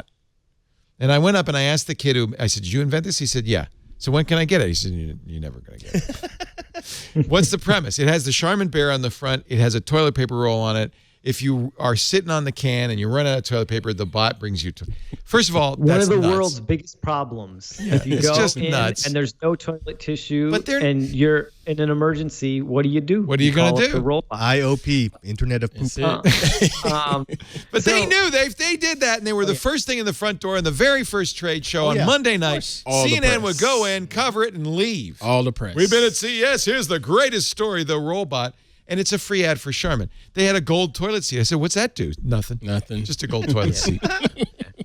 Just to sit on and get the robot. It's to it's come got give the you Charmin. It's a freaking ad. So that's brilliant. people are gaming it now. Yes. They didn't. The interesting is they did not think it was going to be as big as it was. Oh, they did. I asked him, I mean, did you I pay talked- extra for the close to the front door? He said, Yeah. I'm no comment. Yeah. Which is yeah. yes. Well, I think they did, but they still didn't think people were into it. Like people were really. So they were saying that now they may actually come to market. No. The weird thing is I believe most that people was didn't it. really think this. Is it going to through. open the door? Exactly. Where are you going to All put you it? can do, you're going to be Like, sitting are you on the gonna put- john and you're going to hear bang, bang, bang, bang as the robot does. tries to get into the bathroom. So yeah, where are you going to put it that it's going to come and go? Is it going to have like one of those? How's it little going to get doggy more doors toilet or paper on something? it? All right. Yeah, and how's it going to reload? Yeah. I mean, Well, you have another bot that loads the toilet paper on the bot. there you go. So, So There you go. there A you- robot yeah. arm. meanwhile, at Charmin R&D, Well, I'm telling you, it was such a success, right? It's all you saw. Every mainstream media covered it. You're going to see this every year from now on. Some major brand is going to have some stupid gadget that they know that will get all the coverage. Well, no, next year Charmin is going to DRM the bot, so it only works with Charmin rolls. Charmin rolls. No, Right. you can't use Keurig it. It's any of that Great Northern crap. Keurig, the Internet of Poop. It's Wow. showtime. That is true. That Keurig is of a toilet flaw, because paper. You could put Kroger brand on there and nobody would know the difference on the Charmin. We're working on it. We're working on a way. Just saying. Just saying. So fun. All right. I used to think that our job as you go to CES or Comdex before it was to figure out what the trend line is. Like to go there and look and say, well, I could tell you next year is the year of artificial intelligence. You couldn't do that this year. No. This was definitely a talk year, TOCK. What's that? Oh, It's- as opposed to tick? Yeah, there's no massive revelation of a new technology. This was just improvements, incremental improvements of stuff we've already seen. We're still seeing I'm a gonna little bit disagree. more of that self-aware and ambient computing stuff, though. It's all moving to the edge, but that's that's just the trend. That's probably going on for years, right? Jason found a tick. I found 5 of them. Ooh. Really? And I wrote a whole story about it. I did put it in the notes. Yes, So I see thought- it right I here. thought The a lot about 5 this. biggest tech trends. In fact, that's what launched this so that you could talk about this. Oh, you were cueing me. Thank you. I Okay, was cueing. so you're good. So to your point, Leo, a lot of what it's about is trying to find like where are the tectonic plates moving. Yes, yes, because they move and slowly. Yeah. They do. They move very slowly, and when you're at CES, you're overwhelmed with 40,000 products, right? So you can lose the forest in the trees like that. It's really hard to see the forest in the trees. So I think I'll sort of just sum them up super quick. One was like the Impossible Pork thing, where they're making fake pork. Pork is the most consumed meat in the world. They love made a big pork. splash last year. Yeah, Is it good pork? I haven't had it. I didn't try it either. It's actually really good. They were handing out sliders. Really, In fact, really good. I brought one back just for you. It's only a few days old. The White Castle ones. White Castle. Yeah, they're making White Castle sliders, but out of Impossible beef. This was better than Impossible Burger. Was it? Yeah. A lot of our The protein mouthfeel. sauce. The mouthfeel was better. Interesting. Yeah, I think our team thought so too. I eat a plant-based diet. I'm vegan, but I just didn't get to that, But I think because they made such a big splash at last year, it was kind of like the big hit of the show last year. Let me ask you, Jason. So are you a vegan for ethical reasons or for environmental reasons or health reasons? I guess those are the three big. More the last two. I would say like 3, number 1, and 2, the second. So biggest one for me was health. I had some health issues, mostly around environmental allergies a few years ago. And that was why But it's also good for the earth. Meat is a terrible burden on the ecosystem. Yeah. 14.5% of greenhouse gases comes from just emissions from livestock. By far more than cars, more than anything else. Buildings. So, honestly, the best thing to do would be whole vegetables. But there are a lot of people say, I can't give up meat, so the Impossible fills that gap. Is it, though, healthful, and is it good for the environment, or is it, what's the burden of making these meat substitutes? Is it hard? Yeah, this one, it's lower in cholesterol, it's lower in calories, it's, but it's not, this thing's not as good as, going and eating broccoli and Brussels sprouts. Yeah. It's kind of thing. It's a, kind of transitional object. It's less expensive to make. It's less expensive to store. It's less expensive to ship. Good. You also use a lot less land to make one of these and water than you use to make meat. So with all in of those, terms of, so it is better. With all of those cost savings, is it being passed on to the consumer? No, it is not. So this is the problem that we're having right now. You can get it at Burger King. It's still being sold as a premium experience. Not like it was. I remember when Sergey Brin ate the first fake burger, and it was like $100,000 hamburger. Yeah. That was 10 years ago. But there's a Burger King right behind our studios here. Now, right? But it's still more expensive than the regular version. And it shouldn't be. It's like $1 more. It shouldn't be, because it's actually cheaper. Well, it's a novelty to make. It's a novelty. It's a novelty. It'll get cheaper.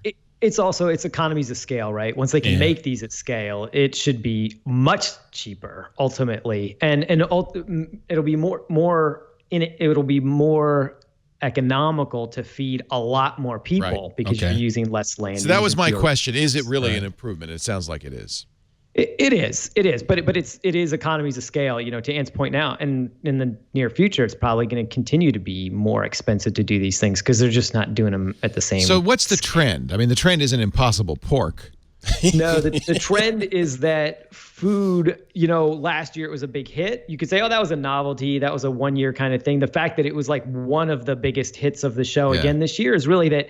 The tech industry has accepted that food innovation is a valuable part of this industry. It's accepted this as part of the industry. So I'd expect you're going to see not just Impossible. Probably next year they'll come out with Impossible Poultry. I would recommend, or I would say is probably a pretty safe bet. They've said they're working on that. When are they going to make kale that's got meat in it? Yes. You let me know when that happens. One of the things that we have to move past is this idea of am I eating meat or am I eating Impossible? Really, this is, like I said, this is for a meat eater who's trying to make the transition. I just need protein. And if the protein can taste great, fantastic. Beans, rice, that's one analyst, said, I think very cogently at the show, is that, a decade from now, it might even be 2 decades, probably most meat that we won't be, quote unquote, that we eat will be plant-based, and then the real meat will be a luxury. It will be a premium item, right? That makes sense. There's going to be less of it produced. What if you didn't eat meat every day, but when you did eat meat, say once a week, it was incredibly good? Then I'd want to eat it every day. Well, in fact, that's my honest. exact experience. That sounds like my life. Can I have a ribeye every day? No, but I actually, for health reasons and ethical reasons, environmental reasons, I do want to give up meat. I'm looking at that as my next, thing for next year. I don't really have that option where I'm living right now. All you can eat is spaghetti all day. All we have is pasta. I don't want to give up meat, for the record. There. No, that's the thing. I like meat. I like eating meat. Yeah. But I have had Impossible Pork. I've had Impossible Beef. I've had a couple of other substitutes. They taste good. Yeah, and I'm they're not good, saying but it's they not taste good like, for you, and it's not good for the earth, and that's the point, precisely. right? Yeah. Trend 2: driverless vehicles, autonomous vehicles. Obviously, Toyota announced what I think of as the most ambitious thing at CES, which was Toyota's Woven City, which is this prototype community of the future, which is a very similar ring to Epcot, which in Disney World, which actually stands for Experimental Prototype City of Tomorrow. Yep. But I think what the trend here is that they have said, look, most of today's communities, cities especially, are built around cars. Yes. What if we built a community where there were no human-driven vehicles? What would that look like? Even better. So Let's just build it around pedestrians. Do we even need? I guess we need delivery vehicles. I'm more so with you. I'd rather a community be something where it's pedestrian friendly and you get a little bit more safety and not get hit by these massive machines. Yeah. No, you're right on. That's more the idea. I'd say it's not so much self-driving. The vehicles that you do have to have would be self-driving. But other than that, it's going to think about new forms of personal mobility. Nice. So there's this little thing, for example, that came out, the Wello. It's kind of like they call it sort of a tricycle for adults. It's more like this little pod that has 3 wheels that you can drive around when you have to go further. That's WELLO. And then there's, other ideas. Obviously, bikes could be part of it. Walking obviously would be a big part of it. Make things like the High Line in New York City, where you can. Isn't that a great place? I love the High Line. It's amazing. I love that thing. I'll take that. I'll walk to meetings and do that because it's a lot faster, and it's great. Things like that.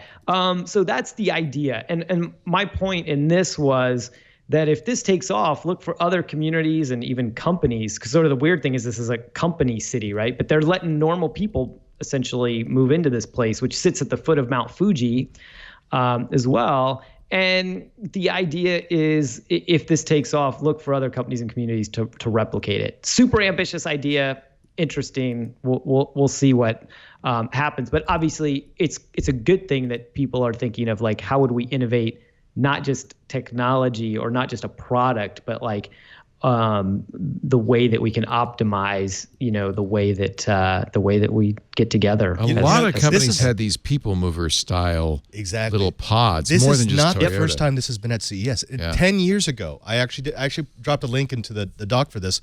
GM did a concept called the Envy. Which was the exact same thing, where you would have the inner core of the city that only had these people pods. That's where I met Sam Abul Samid. He was working for Chevrolet, and I rode around in that Envy, and that's where we met. It was kind of cool. Yeah. And they actually showed you if you made it entirely driverless, you could do these traffic patterns that they didn't have lights. You would have an absolute arrival time at your destination. And then if you needed more, you just summoned more pods. Like if you had cargo, you'd summon an extra pod that would caravan with your pod. Health sensors were there. That's it. That's the end. That's it right there. Which looks goofy, but it was actually very cool. It was interesting. It was designed for cities, obviously, where no vehicles It's a segue. would be. It's a Segway. Segway actually had that fun little pod with the 2-wheel pod that balanced. Did you like that around. thing? Yeah. I take it. Somebody drove it around on the show floor. I can't remember who it was, one of our friends, and the knob fell off and he crashed into a wall. So... But he wasn't hurt. So there you go. Wow. Yeah. All right. Health sensors, health tech. Well, you look at, so this is based on the idea of, you look at just what's happened in the last few years, right? What you can do with the, obviously the ECG and Apple Watch and other devices, like the ones from Withings.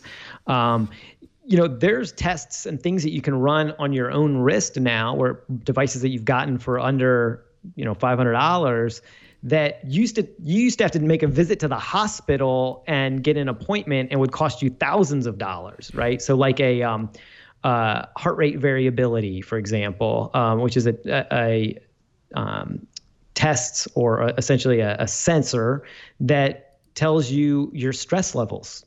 So that is something that you used to have to do, would be very complicated. One of the ones that was announced at CES, one of the new things, so there were a number of new kinds of sensors, or newish, like the PPG for optical heart rate, SpO2, your blood oxygen, and also allows some deeper sleep analysis that can detect sleep apnea.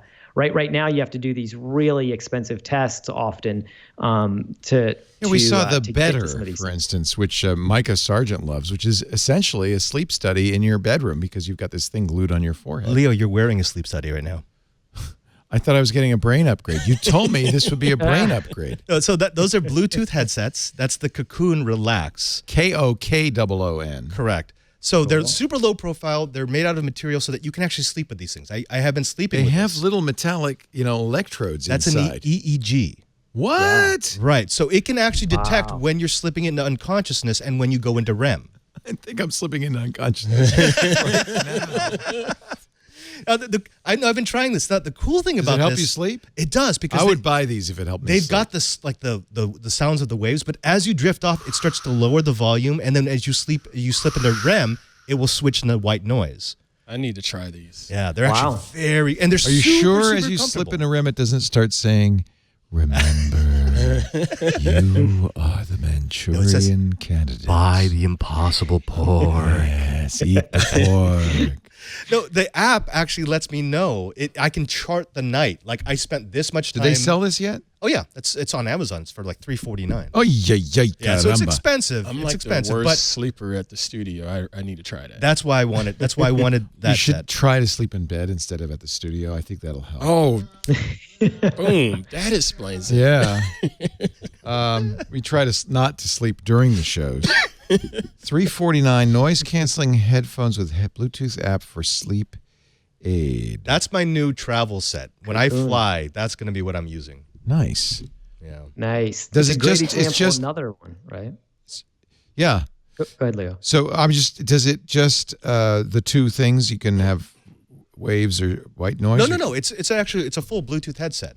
Oh, so you can listen to music too. Correct. And it's also got a plug-in, so you can use wired or wireless. I need okay. this because I always fall asleep listening to my audiobooks. It'd be nice if it would say, "Oh, you're asleep. I'm going to pause." Here's the thing. When you get to unconsciousness, it will pause your audiobook and like go to white noise. Oh, that's and then when you cool. wake up, it'll restart. I actually need this because I fall asleep to audiobooks, but it's man. not a good thing because I'm chapters. So new sensors coming to upgrade your health. That's trend number 3. Trend number 4, according to Jason Hiner of CBS Interactive, computer and CNET. Computers are folding like phones. Yeah. But a lot of the folding phones we saw won't be sold, right? Yeah. Samsung it is makes rumored more- on February 11th to be doing a new Samsung Galaxy Fold, but it's going to be called the Flip. It'll be more like the Moto Razr.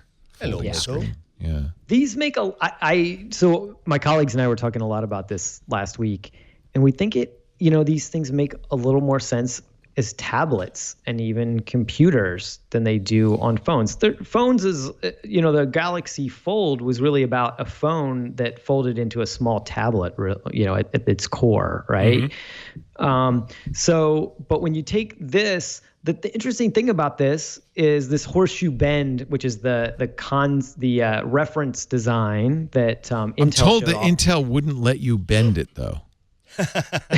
Right? Like it's still very prototype. They said, don't touch It's it. bendable, just don't bend it. Yeah, you see it bent here, we but don't bend unbend it or rebend it. We went down to Santa Clara before CES, and we bent it a little bit, so it's usable. It's still early days. The folding let me phones I ask. looked up close at all had little crinkles. Yeah. It was not. yeah. It's not a screen that I would want. To have. Is there a Yeah. big Yeah. advantage to having that bendable screen versus having a Two half-inch screens. gap? Yeah, just two screens. Right, because like the Duo. The Duo Surface. is probably the best Asus looking makes example. a very nice one with a screen on the top and a small one at the bottom of the keyboard. Yeah. And you have no reliability problems there. I think it's the versatility of it, because what you can do, and I think you're going to see some of these where they just make two screens on each side and you don't have to worry about the bend. What's cool about the one that bends, and I do think it's the future, even though if it might be a few years away, is when you fold it all the way out, it has a little kickstand, and it's essentially either a 17-inch tablet or an all-in-one computer, right? You just hit the kickstand, set it down. If you have a mouse and keyboard, then you're right there. You can use that as your sort of all-in-one, right? Imagine that when you're at your hotel room. That's much nicer than being on a laptop, is having more like a desktop. And then the keyboard is like magnetically sealed, so the keyboard can snap to the bottom of the screen if you want to use not a virtual keyboard but a physical keyboard. So some of these things are just a really interesting idea on rethinking sort of the usable concept of a computer. Yeah, And I commend them for that. It's important. We shouldn't just say, well, this is what a computer looks like for now and forever. We should start looking at new things. The foldable tech is fine and dandy, but you still need some horsepower if it's just going to be, if it's not going to be just a Netflix because you do device. photography. But not everybody needs that. Mary Jo Foley uses Notepad to write her articles. She doesn't need horsepower. Right. So I think what this recognizes is there are a variety of users. You need that big MSI with a NVIDIA RTX GPU and an It's i7. awesome. You need all of that. You need a muscle machine, but not everybody does. No, we don't. But at $2,000, I should have that horsepower. Well, It that's should. true. They are $2,000? aiming this to be a high-spec Aunt Pruitt kind of machine. Really? At least to start. Yeah, it's imagined as a very high-spec machine. I think with discrete graphics, don't quote me on that, but maybe they haven't said specifically. But what they were saying is they're envisioning this as a high productivity kind of machine. Partly that's because these bendable screens, at least now, are expensive, right? The Fold is $2,000 just by itself. The Galaxy It's Fold. fair. You make one of these, you're gonna go for that sort of smaller part of the market that upgrades more often Anyway. and will pay for power. Yeah. Yep. Yeah, most of us, if we're start. spending $2,000 on a system, we want it to be able to be our primary. Right. We really do. Yeah. Yeah. Yep. Speaking, by the way, we'll get to number 5. But speaking of Intel, I thought AMD did a pretty good job of serving Intel They lunch. owned Intel. Intel had such a bad CES because people were hoping they're going to release a roadmap that shows how they're going to compete against Ryzen. Nothing. It was just more of the same. It's we've got the Intel hexa-core. Yeah. That's about it. And in the meantime, AMD's like, oh yeah, this architecture, we could double the performance on it. We can make a 64 core chip. Now it's a $4,000 chip. It's an Aunt Pruitt. It definitely is an It's Pruitt priced. Okay, but, so I have now Aunt Pruitt GPUs and Aunt Pruitt CPUs. yeah, you got it all. I like where this is going. I mean, I don't know who. In fact, it's a weird thing because I guess it's for. They're calling for high for HEDTs. They're talking for high. What is it? High efficiency? No, high. Anyway, high performance desktops. And actually, really, it's for professionals using 3D rendering and that kind of thing. I don't know who needs 64 cores. Not even a gamer. They did announce they're getting into the GPU business. I mean, I thought that was pretty big. And mobile the side. DG1. Yeah, that was interesting. Yeah. But I mean, is there space in the GPU business? You've got an NVIDIA and you've got AMD. Yeah. And both of them are making incredible products. Is there really space for Intel? Because Intel is going to be playing catch up for at least the first 4 years. They can play catch up, but they at least have the pockets to play catch up for now and do more in that R&D Do they? side. I wonder how much. I wonder how much runway they have. AMD was pretty much in the same position about 5-6 years ago. Yeah. So it's true. If you got the I money, have to say, to that point, Ann, I think I have to say that I have more confidence that Intel could build GPUs than they could build mobile CPUs, right? They tried to go into mobile. Right. Yes. Not good for them. But when it comes to just raw power, Intel's your company, right? I think I have more faith that they could do this well, especially because GPUs are becoming more important in like high-end compute and those kinds of things that are more server-based kind of stuff. They have a lot of IP. They have a lot of expertise in that. So I wouldn't count them out on it. Finally, trend 5, and I'd agree with you 100% on this. Actually, I agree with you on the whole list. Tech is getting less techy and more subtle. Yeah. Today's tech is so flashy. It's in your face. It's like if you bring an assistant, one of these assistants into your house, which, you really should think about before you do it, understand what you're doing when you do it. But it's like putting this big thing, even if it's a puck, it's like putting that thing in your kitchen or your living room, or God forbid your bedroom, right? It's like you're putting this big round piece of technology that's either a giant cylinder or a small puck. It doesn't fit into the environment very well, right? So I liked, and I think that we should feel good about some of the companies, like the one that I have the picture of in the story is MUI Lab, I think it's pronounced.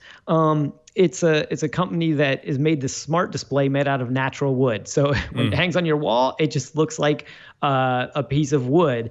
But when you touch it, and it's very rudimentary, it's very sort of just getting started kind of look, but it lights up. There are little LEDs that light up on top of the wood where you push buttons, and you have a number of different things you can do. Yeah. Much more subtle. The whole idea is to blend in with the environment, not be, another piece of technology. This is what you were talking about, Ann. It's edge computing. It's as the computing power moves from the CPU, from the computer out to the edge. I think that's a big 10-year trend for sure. Ant has all the edge he needs. Sorry. What are you holding there, Ant? I'm currently holding that Ant Pruitt branded external GPU. This is actually from Asus, right? This is what Intel is up against. I want to take a break, but Father Robert brought toys. I brought toys. Did you bring toys, Ant? Or I didn't bring any toys. So we'll let Robert do the toys. You're just holding Robert's toys for him. But we'll talk more about CES. And if there's any other tech news, I guess we'll talk about that as well. Do you have a promo from last week? Because I wasn't here all week, and I just wanted to see today. We do. Anything interesting happen while I was gone? CES, though. Let's see. I hear there was a nice... Previously on Twit. All right, Amp, we're finally at the opening of CES. This is the front door. I heard Charmin has a robotic toilet paper fetcher. Some Impossible White Castle burger. Ooh, those were good. Tastes like a White Castle. It does. It was way better than regular White Castle. This was cool. That was the Delta exhibit. Yeah. The robot, the handle. Yeah. It doesn't look like a classic Mustang. It's got the Mustang lights. I'm actually jealous you got to ride in that. I think that's maybe what's get into it. Folding phones, probably the best phone that we're not going to get in the U.S. This is what CES is all about, right? All of the reunions. This is what CES is all about. That's what brought me back. Running into people. I always wanted an Apple One computer, right? But there were thousands of dollars. Now you can get one for $99. Smarty I had to come on over here and check out my folks at Canon. Ant was happy. Scott Wilkinson's going to give us a tour of all the audio and video stuff. I went 16. There was a lot of It's not a green screen, it's actually a video screen. You go over there. And as the camera operator is shifting around it, it shifts in perspective as well. I have a feeling this is the future of television. It is absolutely the future of television. All right, we're in the artificial intelligence and robot section. This may be the best robot here. It helps keep you fed. Say hello to Twit TV. There we go. Twit, now also available in several colors of unapologetic plastic. You know, that looks like more fun than it really was. Last year, Robert came back with that thing that told you whether you had to pee. It wasn't a catheter. And I remember that, no, it wasn't, because he had to run out and pee at the end of the show. He said, You do realize that same company has a new product this year. Oh, what's that for? It's the same thing, but it's for your bowels. Oh, my God. Father Robert, are you wearing it now? I'll tell you later. Our show today brought to you by the Fox Mint Mobile. Ryan Reynolds Phone Company. Yes, it's Deadpool's phone company. I thought that was wild. I asked him, we were on a call with him. I said, does Ryan Reynolds really own Mint? They said, yeah. Yep. Sure does. So if you're still using a big wireless company, you know what a pain those big four are. What are you paying for besides expensive retail stores, inflated prices, hidden fees? You're being taken advantage of because they know you'll pay. That's why I love and use Mint Mobile. Same premium network coverage you're used to at a fraction of the cost. They don't have stores. They don't have inflated prices, hidden fees. They don't have any of the stuff that costs money. They just pass those savings on to you. They do have great tech support, nice people who will help you get set up with Mint Mobile. No, I can't promise Deadpool will answer the phone, but somebody very nice will.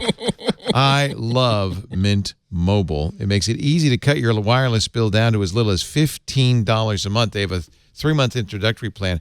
What I did, I should have just done the introductory plan, but then I saw that for $25 a month, I could get 12 gigabytes of data, unlimited text and phone calls for $25 a month. when you buy a 1-year plan. I said, I'm in. I bought a year. I said, that's the best price I've ever heard of. 12 gigs. And by the way, I haven't once touched even 10 gigs. It's more data than I'll ever use. You use your own phone if you want. You can buy a phone there. I like just bringing my own. You keep your phone number. You keep your contacts. You keep your apps. Just the only thing you don't keep is that expensive wireless bill. Start saving with Mint Mobile. It's amazing. I'm going to move all my stuff to Mint Mobile. To get, I'm looking at my $90 a month Verizon plan for one line, one phone, and I'm thinking $25 for 12 gigabytes. That's crazy. To get your new wireless plan, just $15 a month with their 3-month introductory plan. Get a sense of what it's like. And by the way, they'll ship the whole box to you for free. You get the SIM, you put it in. They have a little IMEI form on the site. You can see if your phone will work. Most do. I was just talking to Roberto, who was one of our chatters. It's his 60th birthday today. His father gave him an iPhone for his birthday, 11 Pro Max. He said, can I put it on Mint Mobile? I said, yes, you can. Just go to the IME, find her into the IMEI. Happy birthday. Mintmobile.com/twit. Cut your wireless bill to $15 a month with their 3-month introductory plan. They also have 6-month plans, 12-month plans. You pick the plan that works for you. Mint, M-I-N-T, like the color, like the fresh flavor of mint. Mintmobile.com/twit. We thank them so much for supporting This Week in Tech. We thank you for supporting us by going there. You'll be doing yourself a favor. Mintmobile.com/twit. What did you bring? Show us toys, Father Robert. All right. Well, we were talking about GPUs, and I did stop by the Asus suite. These are the external GPUs. Oh, my gosh. USB-C. This is really empowering. I love Thunderbolt 3. I love USB-C. This is a technology that means any laptop, anything with a Thunderbolt 3 port, can have an external GPU. Both Windows and Mac support it, right? Windows and Mac support. Although if you're Mac, you can only use the NVIDIA, not NVIDIA, AMD. Right? Yeah. Because it doesn't support. That's NVIDIA's fault, by the way. NVIDIA stopped writing drivers for Apple. Yep. Pisses me off. Now the nice thing about this is once you get the enclosure, which is it's gonna run you about $320 or so.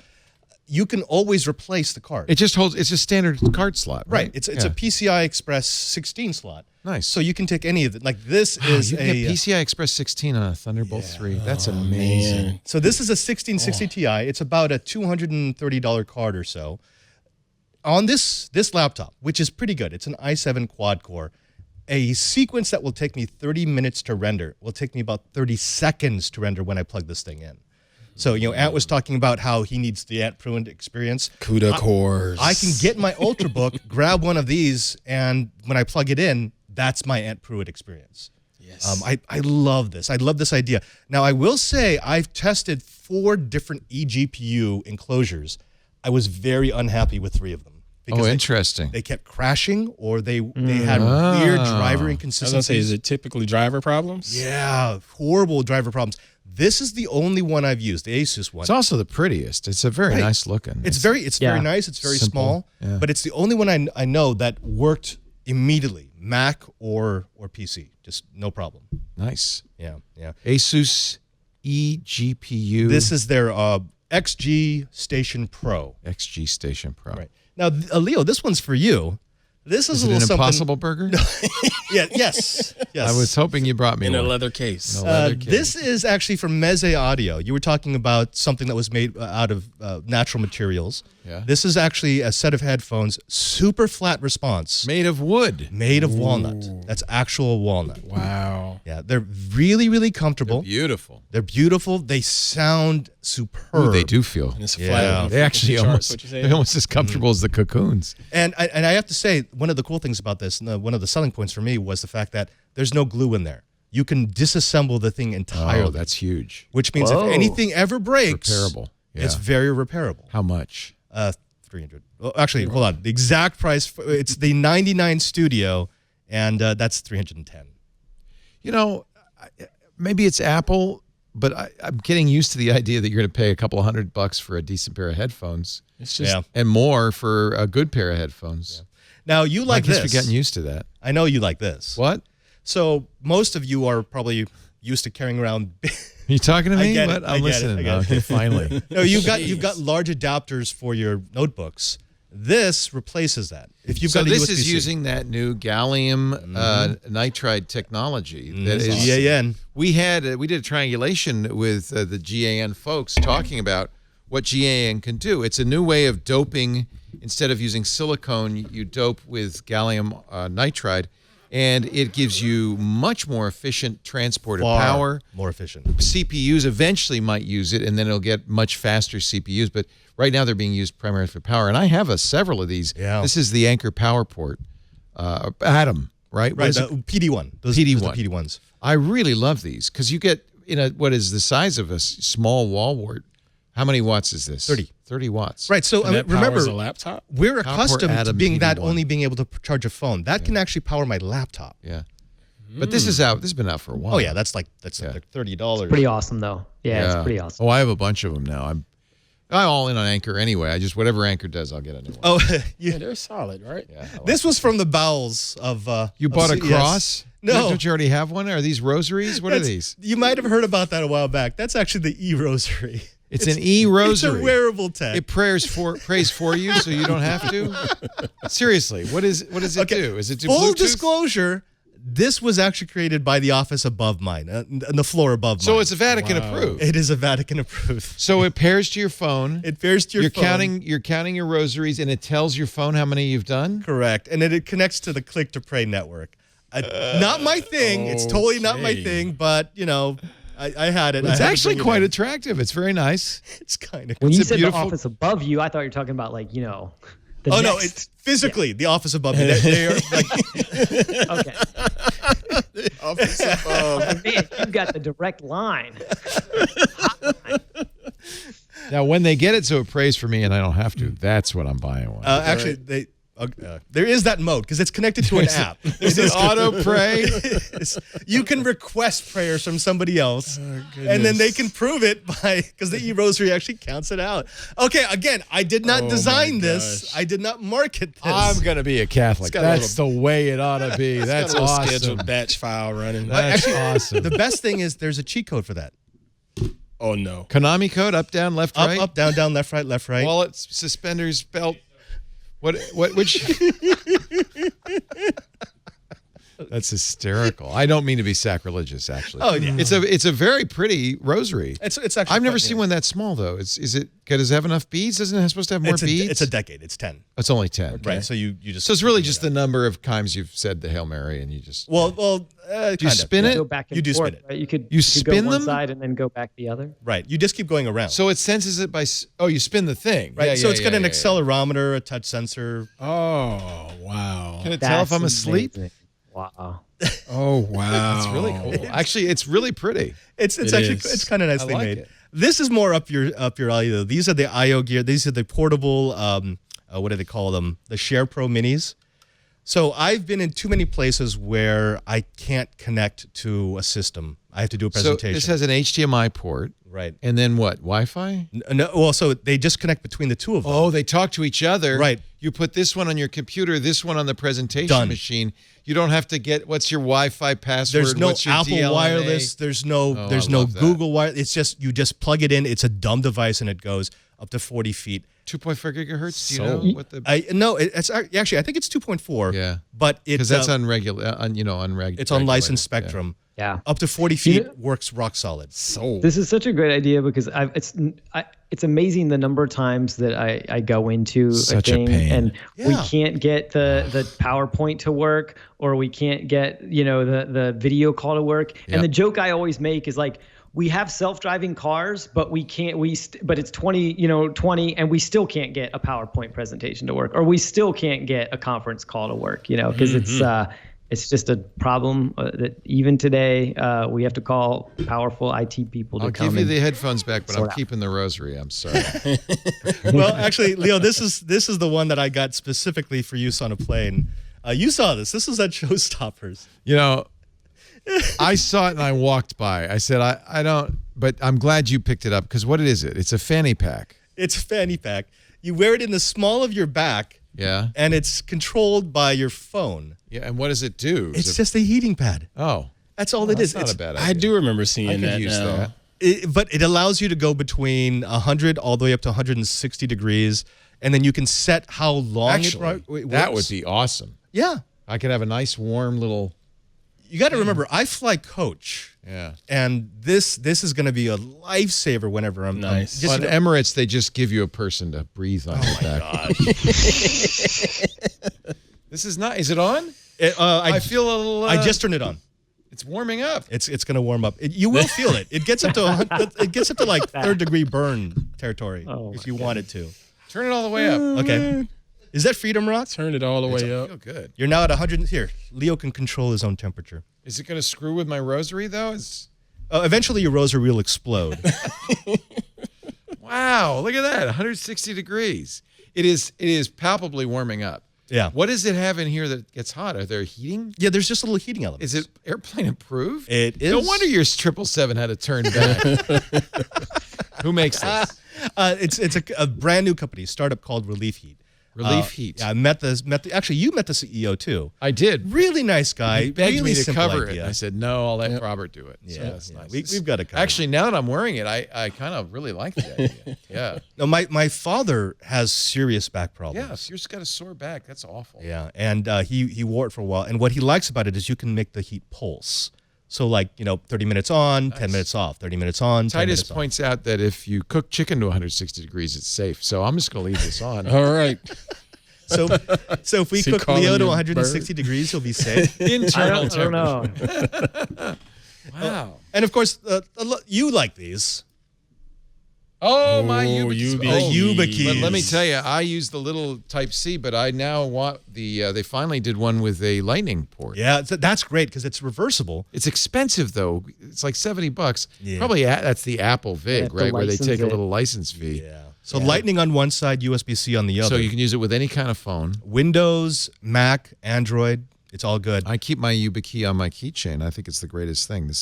That's what I have, the 5C. Now, that other one, this is a weird one. It's tiny. if You're you- supposed to leave it in your computer, right? Right. So if no. you have a computer that has a spare USB-C port, You just leave it in, but then what's the point? because it's extra hardware. It's hardware that people would need. Yeah. So if they have your computer, they can get Yes, as they get their computer. Yeah. I'm not for that. it. Are you with me? I will not do anything online that doesn't have a hardware key requirement now. I'm that paranoid now. There's not that many things that You know too support much. that.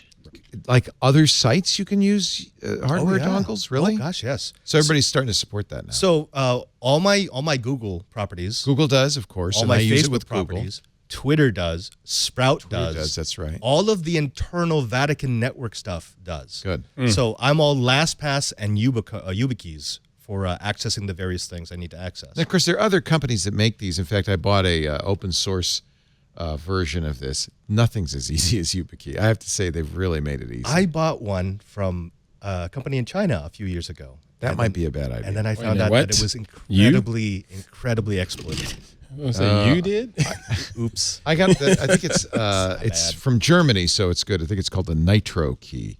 But it's not, it's open source, it's Germany, it's hardened, but it's not nearly as easy to use as a YubiKey.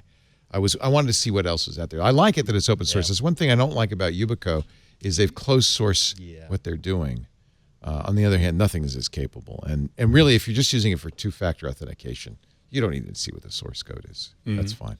What else you got? One last little bit. This is something that was sort of this was down in the Eureka Park. I love the name. It's snap. Oh, snap. I am not. Are you a fan of like the pogs on the back of your phone? No, I never understood why people do that because you can't. I like wireless charging. As soon as you put a POG on there, you can't wireless charge it. The kids do. This is like this is like a pog, except it still allows for wireless charging. Oh, So this thing attaches to the back of your phone or to the case. it's not a POG. It's a pop socket.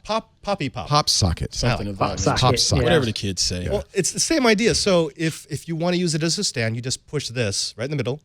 These Oh, the tines look! pop out. A little ring popped out. And so now you can use it as a stand, or Oh, I might get that. you put them together like that, Yeah. and suddenly it's a phone. You hold it. Oh, it's dude. called Oh Snap. Oh, speaking Yeah. of the kids, Yeah, This it's one of the pod. kids. one of comes our in. kid editors, Pog holder. John, has a But pop here's the socket. thing. You love a pop socket? It's great. Do you use it to like as an easel? So partly using it to hold it, but partly so you can stand it up. I wished I'd had that on the airplane. I was watching a movie on Right? my iPhone and I had no way to stand it up. Yeah. say that though, like seeing that Wouldn't that be better? Wireless charging and everything? Yeah, the thing is this metal piece, it actually slides out. So when you want a wireless charge, you just slide it out, put it on the tray. Yeah. Okay, I'm keeping this and I'm keeping the rosaries. You can have that. You can have No, I won't keep it. That's not nice. That's actually kind of cool. I wasn't going to this stop for your by, and phone. then I saw the presentation. I was like, that's actually kind of a cool deal. Pop sockets actually came out at CES. I don't know if you guys saw this. They came out with a way to charge your phone with the pop socket still on. How do you do it? It's a ring power. It's called the Pop Power. It's ring shaped. Oh. And it just. So I'm not the pop only one that socket just doesn't like fits it right for in that there. reason, huh? I just don't like it because it doesn't slide into my pocket well. Your pop kit? My pop kit. Wow, everything's pop for me today. This is fun, though. Just You have to do both sides at the same time and they'll stay down. the one action that I really like, you press it, Boink. boing, it pops right up. I think that's kind of cool. It's like the That's old pretty snap slick. bracelets. How long? How many? Exactly. Yeah. Did you ask them how many times I can do that? They said they've tested it to over 200,000 times. You did ask them. Yeah. Jeez. Wow. Does it have a built-in vape? Vape Nation. By the way, I don't know what's going on. My back is so hot. I could turn it down if you want. I mean, you still got 24 minutes to go in this session. Quite warm. Is this airplane approved? Well, we're going to find out. Yeah. I'm taking it on We'll a know on plane. Wednesday. I'm not going to take it through security. I mean, not while wearing it. It's really nice. Actually, I'm global entry. I probably could. They don't care what you do really now. You're with the Vatican. so You're approved. all right. You're approved. I only get to carry my Vatican passport when I'm officially on Vatican business. And what was your favorite thing at CES? My favorite thing was probably the virtual set from Sony. They had the That crystal was cool. display. We showed that. So they had the Ghostbusters ambulance, and they had a dolly camera and a photographer shooting around it, and it looked like it was in an alley. They even had blowing leaves and stuff. But what that alley was a TV. It was a crystal display TV. Giant screen behind that vehicle, and when Now, you normally you wouldn't want to do that because as you go around the vehicle, the screen doesn't move, and so you can clearly tell it's fake. right. But this had all of the beautiful perspective change when the It camera shifts moves as you move. and that could save so much money on a TV or a I movie think a set. lot of movie makers will be buying Oh, this. That was really cool. It's expensive, but it's going to save them a lot of money. Yeah, you don't not- have to build sets. Not something you would use or I would use. No. But still, I think movie makers are very interested. It also solves things like how do you make sure that your equipment doesn't show up in reflections Right. when you're shooting? Because that's Right. actually Happens a a big problem lot. for practical. Plus, green screens effect. are so hard to light, and you Yeah. can get a green screen that's slaved to the camera, but this is so much easier. This seems like a great way to do it. You also like that Canon that they were showing off. yeah, they the they M200. rented a gamer. He was there stream. He was like a Twitch streamer guy, and he was sitting there. Hardcore. Yeah, he was sitting there gaming while the conference is going on all around him. And they showed him, instead of using a Logitech camera, like something like the camera you're using, Jason, he was using a Canon point and shoot, the EOS M200. It's a mirrorless design, M200, $499, but it has an HDMI out that allows you to stream, Live streaming. live stream, just like you would with any other webcam. So you get a much cleaner image, and you can put any type of Canon glass on it that has the proper M mount. So if you want to have something with a nice shallow depth of field, you can grab you a nice M mount lens. It's like an f2.8 and just, it'll be so pretty. I do want to get one of these. It was really nice. I'm surprised, though, that you didn't pick the 1DX. Well, They also showed us their most expensive I camera. like the what's the 1DX. list on one of these? The 1DX This is is going to cost you. $499 list. Yeah, That's the nothing. M200 is great. That's actually great. Yeah. The 1DX, though, Mark III, yes, I drooled over it. I think it was $6,500. It's $6,500, but I would take it. I don't. It's total overkill for what I You shoot. shoot with Canon. Yes, I'm a Canon guy, unapologetically. But it's total overkill for what I like to shoot. Now, if I was going down to the Niners games or the Packers games or anything like that, or even shooting wildlife, wanting to shoot birds and things of that nature, yes, that 1DX would just totally crush it. Love Now, it. Leo is more of a Sony person. Would you be a Sony person if you weren't already invested in so much Canon glass? Sony's latest was the A7R Mark IV. That's what we shot all of this with. It wasn't one- really a good choice for shooting video, but It has. I was never on board with Sony until that one came out because they fixed the ergonomics of it. Yeah. Okay. That's the first thing with me. I don't care what the camera is. Does it feel right in my hands? That's it. I think for next big. time when I'm shooting video, I'm going to take one of the Panasonic Lumixes they showed us. They now have full frame mirrorless. And is this the one we saw, the S1H? Yes, it is. This, S1H. It's expensive. It's $4,000. It supports L-mount lenses, those Leica lenses. They're in all the L-mount alliance. But it shoots incredible 6K 10-bit video. You can hot swap the CF Express cards too. Really? You can. Nice. V-Log, V-Gamut. So for video shooting, and you liked, and I saw you oogling the fact that you can take. And I wish we'd had this. If That's we could have another reason why I flipped like the Canon. LCD out and flipped it around so you could see while I was shooting you what I was getting, that would have been so much better. So maybe for next year. Were you guys doing your shots on some sort of like a stabilizer? No, sir. It was all handheld and because some of your shots look great. I actually prefer not to use stabilizers because I think they give it a synthetic, weird feeling to it that I don't like. I like gimbals myself. You like a little bumble in there. You like some handshake is pretty good. I'm going for the Battlestar Galactica handshake. I know I had some which they're handshake, but most of rebooting. the time, Are they? They're rebooting it. That's kind of killing me. I mean, they did such a good job with it. They don't stop. No, don't do it again. That's bound to happen with all of this. I think though, if you ask me my favorite thing, it would have to be any one of the micro LED 8K screens, especially the big 145-inch one that LG was showing, the giant wall that Sony was showing, Samsung. that's was Samsung. showing, yeah, those things. Did you see the 8K looking glass?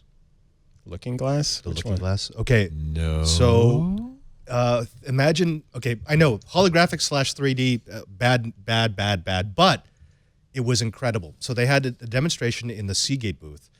Oh, I didn't see no Seagate. Controllers, no headset, no nothing. Up to 50 degrees, you get the full 3D effect, and I can completely interact with everything in the image. I can pull it out. I can use my hands.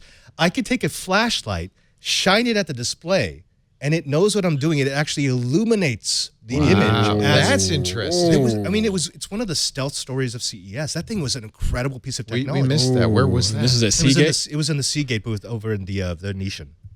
Oh man! It was micro LED. What was it? No, they're using an 8K display, and then they have a proprietary piece of technology. They call it their light array. So again, up to this is that new light array, light field stuff. So this is really interesting. We looked at Sony's version, but I was told it wasn't as good as the one you saw at the Seagate booth, and I had meant to get over there. I mean, 3D display I don't care about, but the fact that I could interact with it like VR, but I had no controllers, it was just my hands. Yeah. That was special. So these new 3D displays are direct view. You don't wear special glasses. Nope. They're not lenticular because they're actually shooting. They're using basically reverse ray tracing. Correct. The light is coming out of the display in every direction. So as you move around, you're seeing, just as you do in real life, if it's a three-dimensional object in real life, as you go around it, you see the light being bounced off in different directions. Perspective Same change. thing. But yeah, we saw the one that Sony did. I was very underwhelmed by it. I wish I'd seen this one. So it was one of these stealth press releases. They didn't mention it that much. I just happened to walk by it, and then I saw people interacting with the elements, and I realized that even from where I was standing way back, I could see the 3D effect. I was like, wait, what is this? Dang. But does Seagate make it? No. So I guess they had some sort of partnership with Seagate because it takes a lot of storage to be able to do these holographic images. But it's a company called Looking Glass. Looking Glass. Interesting. Looking Glass. And if you look at it, some of the demos that people recorded are just amazing. So that was the other reason I didn't run over to see it, because I thought we can't shoot this. Right. But apparently some people were able to, or oh yeah. Wow. How big was this? It wasn't that big. 32 inches. So it's like the size of Jason's avatar. Yeah. I mean, so it's an 8K holographic display. Did you see this, Jason? No, I didn't see it. Yeah. Darn it. This is the other reason I freaking hate CES. It's so big. Because you come home and then somebody says, well, you saw the thing, it's of so course. big there, man. Said, oh, but it was hidden away. It was like, wait, You wouldn't know about it. You wouldn't know about it unless you Either knew word about of mouth or you just happen to walk by it at the right time. that's the other advice. If you do go to CES, prepare an answer to the question, what have you seen? What's good? What's interesting? Because that's all anybody asks you. Because everybody's trying to figure out, well, what should I go Where see? to go? Jason, did you, besides your 5 trends, did you have a favorite product at CES this year? Can I do 3? Yeah. All Of right. course you can. All right. Cool. I mentioned already earlier the one that really didn't get much attention, but I thought was amazing. It's called you can buy this TV, or you will be able to in 2020. The Samsung Q950. Yes. That's the bezel-less 8K TV that I was talking about. Ever since I saw this, so I saw it in our pre-briefs for CES, it's ruined me on every other TV. Like I just like, I look at every other TV. I talked about what it did when you watch sports on it. It's and obviously this was an 8K stream that was there on playing when I saw it. But it's just like, man, no bezel. I mean, just no bezel. Bezel. It's just it's floating in space. It's gorgeous. It is. And the screen is amazing. Obviously, it's a huge step up. And you can do the stuff that we were talking about earlier. It can do that kind of ambient stuff. You can have artwork go, and it can be there all day, and it's not going to have any burn-in issues. You could have a photo album of your family cycling through. You could have those ambient modes that we talked about, like with a fire or, a book at a window where the breeze is blowing. And the amazing thing is it isn't even that expensive. It's pretty expensive. How much? Let me think. I'm looking on Samsung's site. They say 3,000 euros for 65 inches. Yeah, no, I think that's right. That's not bad. I mean, if you want to go to 98 inches, then we're talking 70,000. 70,000 pounds. The one that I was looking at was the 98-inch one, where that's why. So, yeah. But yeah, that's insane. Yeah. But most of us don't need 65 or 75. 65 would be fine. Plenty. Yeah. We're gonna do so fine. this might be your next TV. It's no, I'm not going to spend that much on it, but I love looking at it. It's interesting that they're using the QLED technology, which they've been using as a backlight technology for their LCD panels. With is this LCD or it is LCD? This is not OLED. It's not OLED. Oh, I thought it was OLED. Okay. Their OLED won't start. It'll be a couple years. It's just Samsung. They are going to start using QLED with OLED somehow in some magical way. Quantum OLEDs. They just announced that quietly last fall. Yeah. Samsung Display, which were, of course, Samsung Electronics, who makes these things, they buy their displays from Samsung Display, their own internal company, as you know. So that was number one. There's also no point to rush and get an 8K TV because you can't play anything on it yet. Although the upscalers are pretty good these days. The upscalers are terrific. But I mean, if you wait until there's actual 8K content, you'll get a much better screen for a much lower price. Wait a year or two. Exactly. I wouldn't recommend anybody go out and get this thing, but I just was amazed at this is what the future is going to look like. I'm here for it. I'm ready. Right. A lot of people who watch our shows are in business, and they want to do podcasts for their business, corporate communications, sales podcasts, chance for the executive to talk to the people who work for them. If you're listening to podcasts and you're saying, why don't we do this? It's not surprising. 44% of Americans listen to podcasts for news and information. Of course, businesses want this too. But there's a lot of challenges, trust me, to getting your own podcast going. It's one thing to record it, and almost anybody could do that, laptop, microphone, no problem. It's another thing to host it, to manage it, to distribute it, to keep it private, to publish it. And that's what UStudio does. A new sponsor to our show. I love this idea for a business. UStudio has an app. You can brand it with your company's logo and colors. You tell your salespeople, your employees, everybody you want to talk to download it, put the UStudio app on their phone, and now they can automatically subscribe to your show. Audio and video, by the way. In fact, studies show audio and video formats are up to 500% more effective than text. Email updates, so easy to miss, so easy to ignore. What? You sent me a newsletter? I didn't see it. UStudio can be implemented in hours. It could provide detailed analytics so you know who's listening, who's not listening, when, how often. Think of all the ways you could use Studio for your company. You could share weekly messages from the CEO. You could provide on-demand and engaging training to employees. Interview happy customers instead of just putting written testimonials on your website. Spread company news. By the way, it doesn't just have to be your employees. You can also share it outside your company. I think you'll like the idea that you can keep your confidential business information confidential because they have security and privacy built into the app. So your private information is never discoverable online. You can authenticate users using SSO or other authentication protocols. You can even restrict access within the company by department or seniority or location. So it gives you a very flexible way to publish podcasts to just the people with a need to know, to spread the word in your company, to keep your employees excited, engaged. Download and on-demand, use Studio. Big companies, you just mentioned Salesforce, Robert. Salesforce uses it. Nike uses it. Dell uses it. They all trust Studio to power their private podcasts. USTUDIO. ustudio.com. Request a free trial and get a personalized demo. Tell them you heard about it on Twitter. If they don't know, that's not good for us. That's the letter U, studio.com. I think this is a great idea. They came to us and said, look, we know, you've got a lot of podcast listeners. A lot of them work for a company, are probably thinking about how to do it. I know people ask me that. They've been asking me that for years. How do I do this for my company? It's easy to do the recording. I could tell you how to do that in a snap with a laptop, with a microphone. It's the distribution, it's the management, it's the analytics, it's the keeping track of it that's so hard. Studio will do it for you. Use at a very good price. ustudio.com. And I thank you so much, Studio, for believing in us. And I hope you'll all try it out. ustudio.com. The next thing on my list was the Withings scan watch that I talked about, the one that has sort of the more sensors in it. I just really like what they did. They said, look, we're not going to try to make the coolest looking display. We're just going to make a really nice looking watch that has a small circle in it that has some of the digital readings in it.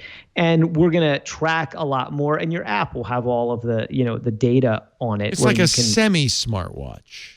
Yeah, I mean, it's a super smartwatch. It's just the screen is, most of the data and everything goes to your phone. Right. Right. This is the one that I was talking about. It can check for sleep apnea. It does deeper sleep. It does ECG. It does the PPG, which is an optical heart rating. Literally, and then SpO2 to check your blood oxygen Oh, it level. does? Really? Oh. Jason, do you know the battery life on that? I think it's a month. It says an has altimeter a- See, featuring I a love rechargeable that. battery that lasts up to 30 days. I love that. Yeah. Okay. How do you beat that, right? I will take reduced And it's a real functionality wristwatch. for It that. has hands, a second hand. It's only got Looks a little great. circular screen embedded in the watch. Yeah, I kind of like what they're doing over there at Why Things. I think they really have some interesting. I use their scale, their blood pressure monitor. Maybe I should be looking at the watch too. I actually like that approach more because I don't need to repeat my mobile's functionality on my watch. Exactly. I actually That's what want Apple's to watch. basically doing with the I Apple want Watch. something that if I forget to charge it for 2 weeks, it's not going to die. I mean, Did they Yeah. quote a price for the scan?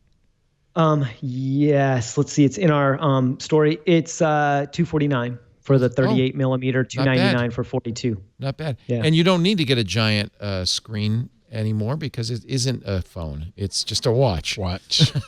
The watch with just a some watch. amazing sensors that literally 5 years ago you would have spent thousands of dollars Yeah. to go get the tests for these things one time. Not available yet, but coming soon. Scan Yeah. watch. Was that I just think big step forward. was that 3? Was that all 3? My third one was and you guys are probably going to laugh at me on this one, but maybe hear me out. Samsung Galaxy Chromebook. This I did not I was expect. impressed as hell. that's nice. No one's Yeah. laughing It's at you on that. expensive, but I was impressed as hell with that. Yeah. In terms of design, one of the best looking design laptops that we saw at CES this year. It's the I called it kind of the spiritual successor to the original Pixelbook. Google Pixel. Yeah. It's a high-end Chromebook. This thing looks great, super light. It's great design, USB-C. They are selling more and more of these Chromebooks to normal consumers. They obviously have 60% of the education market now with Chromebooks. But this one is aimed. They now have 20% of the market in just consumers. So yeah, we won't see this in public schools. Yeah, Well, it you're not starts gonna at see this. $1,000, unfortunately. It's $1,000. Yeah. But it's a high-end laptop. So still, when you're using, one of the misconceptions about Chrome is that everything's running in the cloud. Well, no, when you're doing video, when you're doing, local, there's a lot of local processing that still happens on these things. And so this thing's going to run all of that stuff a lot faster, basic photo editing, video. Like I said, it has a great screen because, Samsung, like we just talked about, makes really good screens. I went to see this at a briefing with this, and I was like $1,000 Chromebook, really. And then I saw this thing and put my hands on it, and I was like, wow, this is the kind of, I would love to carry a laptop like this. Chromebook can't do everything I need, but I was impressed by this for sure. I would just miss the video editing. That's basically the only function. But like we've got Jason, who is accustomed to the $1,000 Chromebooks. That's the Pixel Chromebooks. Yeah, I have a Pixel book, and I love my Pixel book. He gets a lot of use out of it. Yeah, and that design. But this has a super AMOLED screen, Yeah. so you're getting a gorgeous screen. It's a 2-in-1. Battery Comes with life a was pencil. great. You don't have to buy a pencil. Is the battery life great? Did they say what the battery life would be? The battery life is like 8 to 10 hours, I think. Yeah, you give up battery life when you get an OLED display, unfortunately. And the thinness too. You have the thinness, and then this has, I believe it has it has an AMOLED. So it's really nice display, very thin. So you lose a little bit of battery there. But yeah, it has Wi-Fi 6. You can get up to a terabyte of SSD storage. I don't know why you'd need that on this, but you never know. I just upgraded my Wi-Fi at home to Wi-Fi 6 because I think we're going to. The iPhone is Wi-Fi 6. Samsung Galaxy Note 10 is Wi-Fi 6. So I have some phones that are, and I expect my next laptops will all be not the MacBook, but the other laptops will be. Wi-Fi. You could get that new Asus router that's coming out that has dual 10 gigabyte Ethernet ports. Wow. Now you need to find dual 10 gigabyte Ethernet providers. Wow. Man, you could do it. Wow. Well, thank you, Jason. Thank you, Ant. Thank you, Robert. Some great picks from CES. Lots of stuff. All of our CES coverage for us is at twit.to/CES. And where can people go to get your CES coverage, Jason Hiner? Is it all on cnet.com? Or? Yeah, cs.cnet.com. ces.cnet.com. Father Robert, you were just having fun.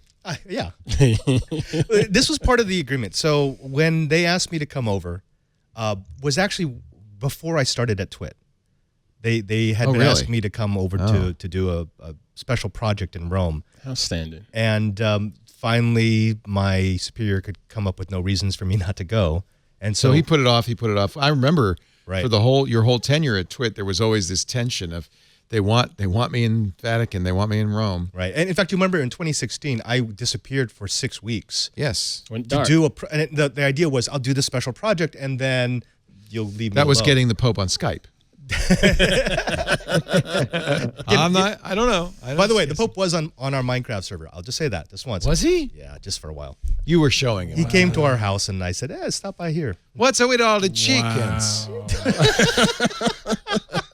What was that? Whoa, he's not Italian. What was that? What is he, Argentinian? He's Argentinian.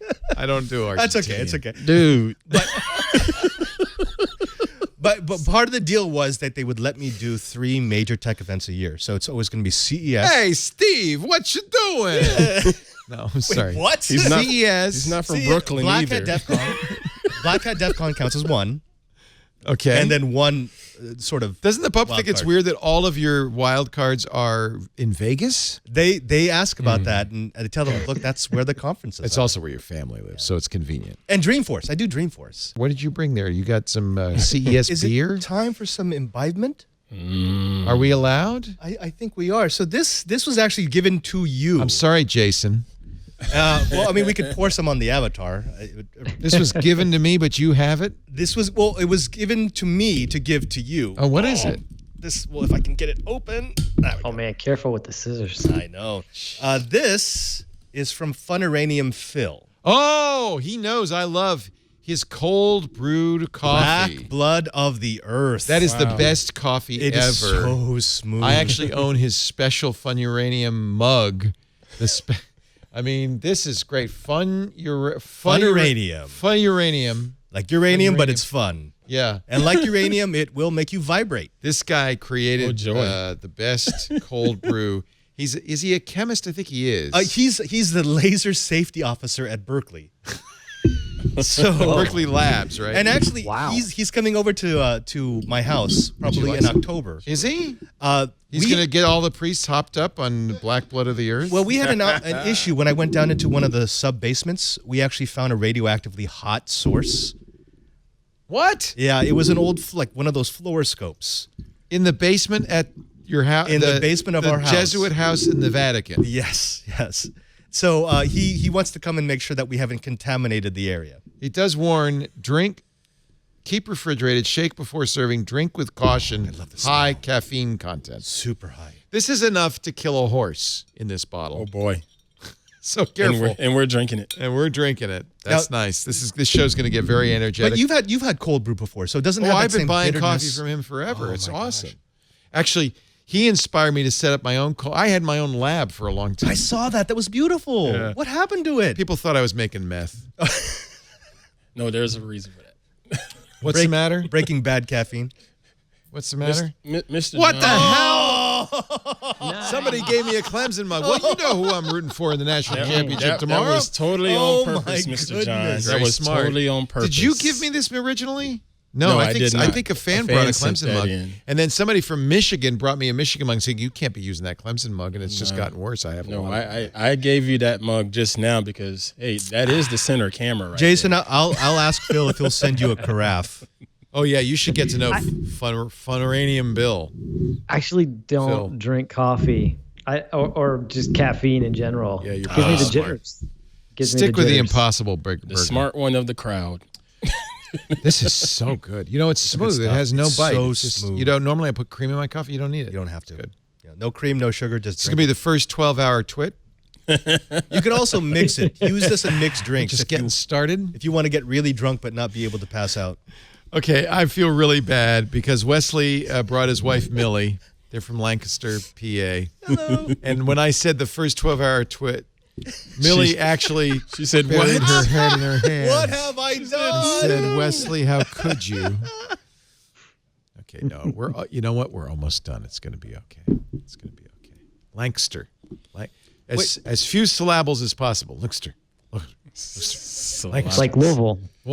Louisville, I learned how to say from you, Jason Hiner. Louisville. Are you still in Louisville? Yeah, I I'm love still in Louisville. Oh, I love it. I still want to come out for Derby Day. Me too. Wouldn't that be fun? Man, We should yes. forget CES. Let's do Twit from Wait, Derby Day. Please. Okay, Yes. and again, No. I will repeat my request for the Twit Airstream trailer. That would be perfect. Just drag it out there, That'd be perfect. mini studio, hospitality suite. Let's make that happen. You can put it in our parking lot. Let's make Wait, Yeah. CNET goes to Derby Day? No, our office. We have an Okay. office. Yeah. Didn't you used to have though a big Tech Republic hospitality suite? When Tech Republic was a startup, Tech Republic started in 1998. We launched on May the 4th, May the 4th, 1999. And when money was cheap and run by VC, Tech Republic had a booth on Millionaires Row, a spot on Millionaires Row. Yeah, That's called using the VC wisely. That's right. exactly. Get it. Yeah, had to get I mean, let's be honest. On Derby Day, it was only the salespeople and the executives and big clients, right? And then the day before, which is called Oaks Day, that's when the staff, you sort of raffled off tickets for staff to come and do it. So yeah, Outstanding. cool stuff. There is so much more. In fact, there's a ton of more CES stuff, but honestly, I feel so bad for Millie. I just think we should just wrap this up. Jason, always a pleasure. Thank you so much for being here. We just love what you do at CBS Interactive. Thank you for continuing to be a good friend. It was fun to see you in Vegas, and I hope I'll see you next time you're out here. Yeah, what a blast. I'll definitely let you know and would love to come up to Petaluma as always. Editorial director at CNET, We have, some of the best people come on here are like big shots at CNET. I'm thinking of Lindsay Turrentine. Yeah. Yeah, Lindsay's Vitas. she's the big boss now. She doesn't just run. She runs all of the tech brands As well she should. CNET, ZDNet, Tech Republic, Roadshow, CNET Espanol.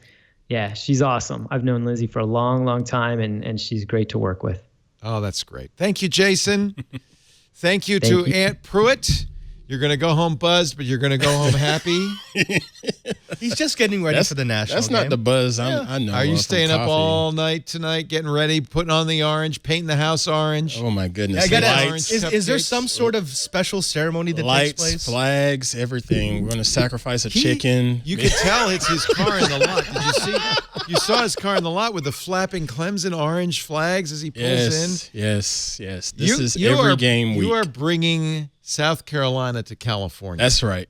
He's representing. That's right. That's awesome. Because I have to say, I remember going to Greenville on big game day, and man, everybody got those flapping flags. Yeah. Everybody. And you can't drive anywhere. Oh, you can't move. Yeah, it's crazy. Wait a minute. Didn't we have that mug before Ant got here? Yeah. Yeah, a fan sent that. I've had this forever. That's Oh, no, I'm a Clemson fan. A fan sent that. He is. I love Clemson. He is. It's Clemson, not Z. Clemson. Clemson. Clemson. Or as we know them, the Big Clem. That's That would be no. Tigers. The Go Tigers. That's Go right. Tigers. Aunt Yeah, Pruitt. tomorrow night. Hands-on photography, focus on photography. Catch him on all of our shows. Twig. Regular on Twig every Wednesday. I'll see you then. Mr. Father, the Right Reverend, whatever the hell we call you, Father Robert Ballecer, the digital Jesuit. Yes. Jesuit.org, at Padre SJ on the Twitter. I am so sad to send you back to the Vatican, but it can only be a matter of time before the Pope finally says you're hopeless. At some point, he'll send me home. At some point. I mean, no. Tell him Leo will wear the digital rosary if he'll send you back. If I give it back to me, I'm going to pray. I might get in trouble for not wearing my collar, so maybe that does we it. can CGI it on there. You're a troublemaker. We got Kevin back there in the booth, so I'm sure he could fix it. I mean, right? Can you put a digital collar on? I don't know if the TriCaster can do that. I will stay there as long as they want me to. The one big regret I have is I think Rome is wasted on me. I have no appreciation of the history or of the food. Well, the let me tradition. come out there and show you. Exactly. All right, Lisa and I are coming out. Yeah. We're gonna be tourists, and you're coming with us. We're gonna go see And everything. look, I have a place where you can actually broadcast from, so you That's could what even we should continue do. your slate of shows in between. I don't know if I could stand for you to be gone for another month so soon, sir. Sorry. All right. But you can hold down the fort. We can hold down the fort, got but a it's great nice crew when here. you're here now. I noticed this. The Christmas picture that you sent out this year, there were so many new faces. Isn't it amazing? And I look like a huge giant in that picture. Yeah, you can't miss Ant in the middle. All of us tiny people. Ant's like, "Grr." We do This Week in Tech. It's fun to be back. Thank you, everybody, for tuning into our annual CES extravaganza. We do this show every Sunday. We're at about 2:30 Pacific, 5:30 Eastern, 22:30 UTC. You can watch it stream at twit.tv/live or listen. We have audio streams there, too. We'd love to have you in studio. We had a great studio audience. Sean, you're a little late, but you made it. Sean's visiting from Ann Arbor. We have Wesley and Millie, as I mentioned, from Lancaster. And from Marin, we've got Rob. If you want to be in studio, just email tickets at twit.tv. We love having a studio audience. It's really fun to meet you. You can also join us in the chat room, irc.twit.tv. That's where Roberto is. Happy birthday, Roberto. And the whole gang, including you, Father Robert, a brave thing to do to chat as you participate. irc.twit.tv. You don't even need a special client. You just do it right from the browser there. All of our shows are stored at the website twit.tv. You can, of course, download them from there, but my suggestion is YouTube, too. And in fact, all the CES stuff is also on YouTube. But my suggestion is subscribe in your favorite podcast application so you get it automatically the minute it's available, just in time for your Monday morning commute. Thank you, everybody, for being here. We'll see you next time. Another Twit is in the can. Cheers. And go Tigers.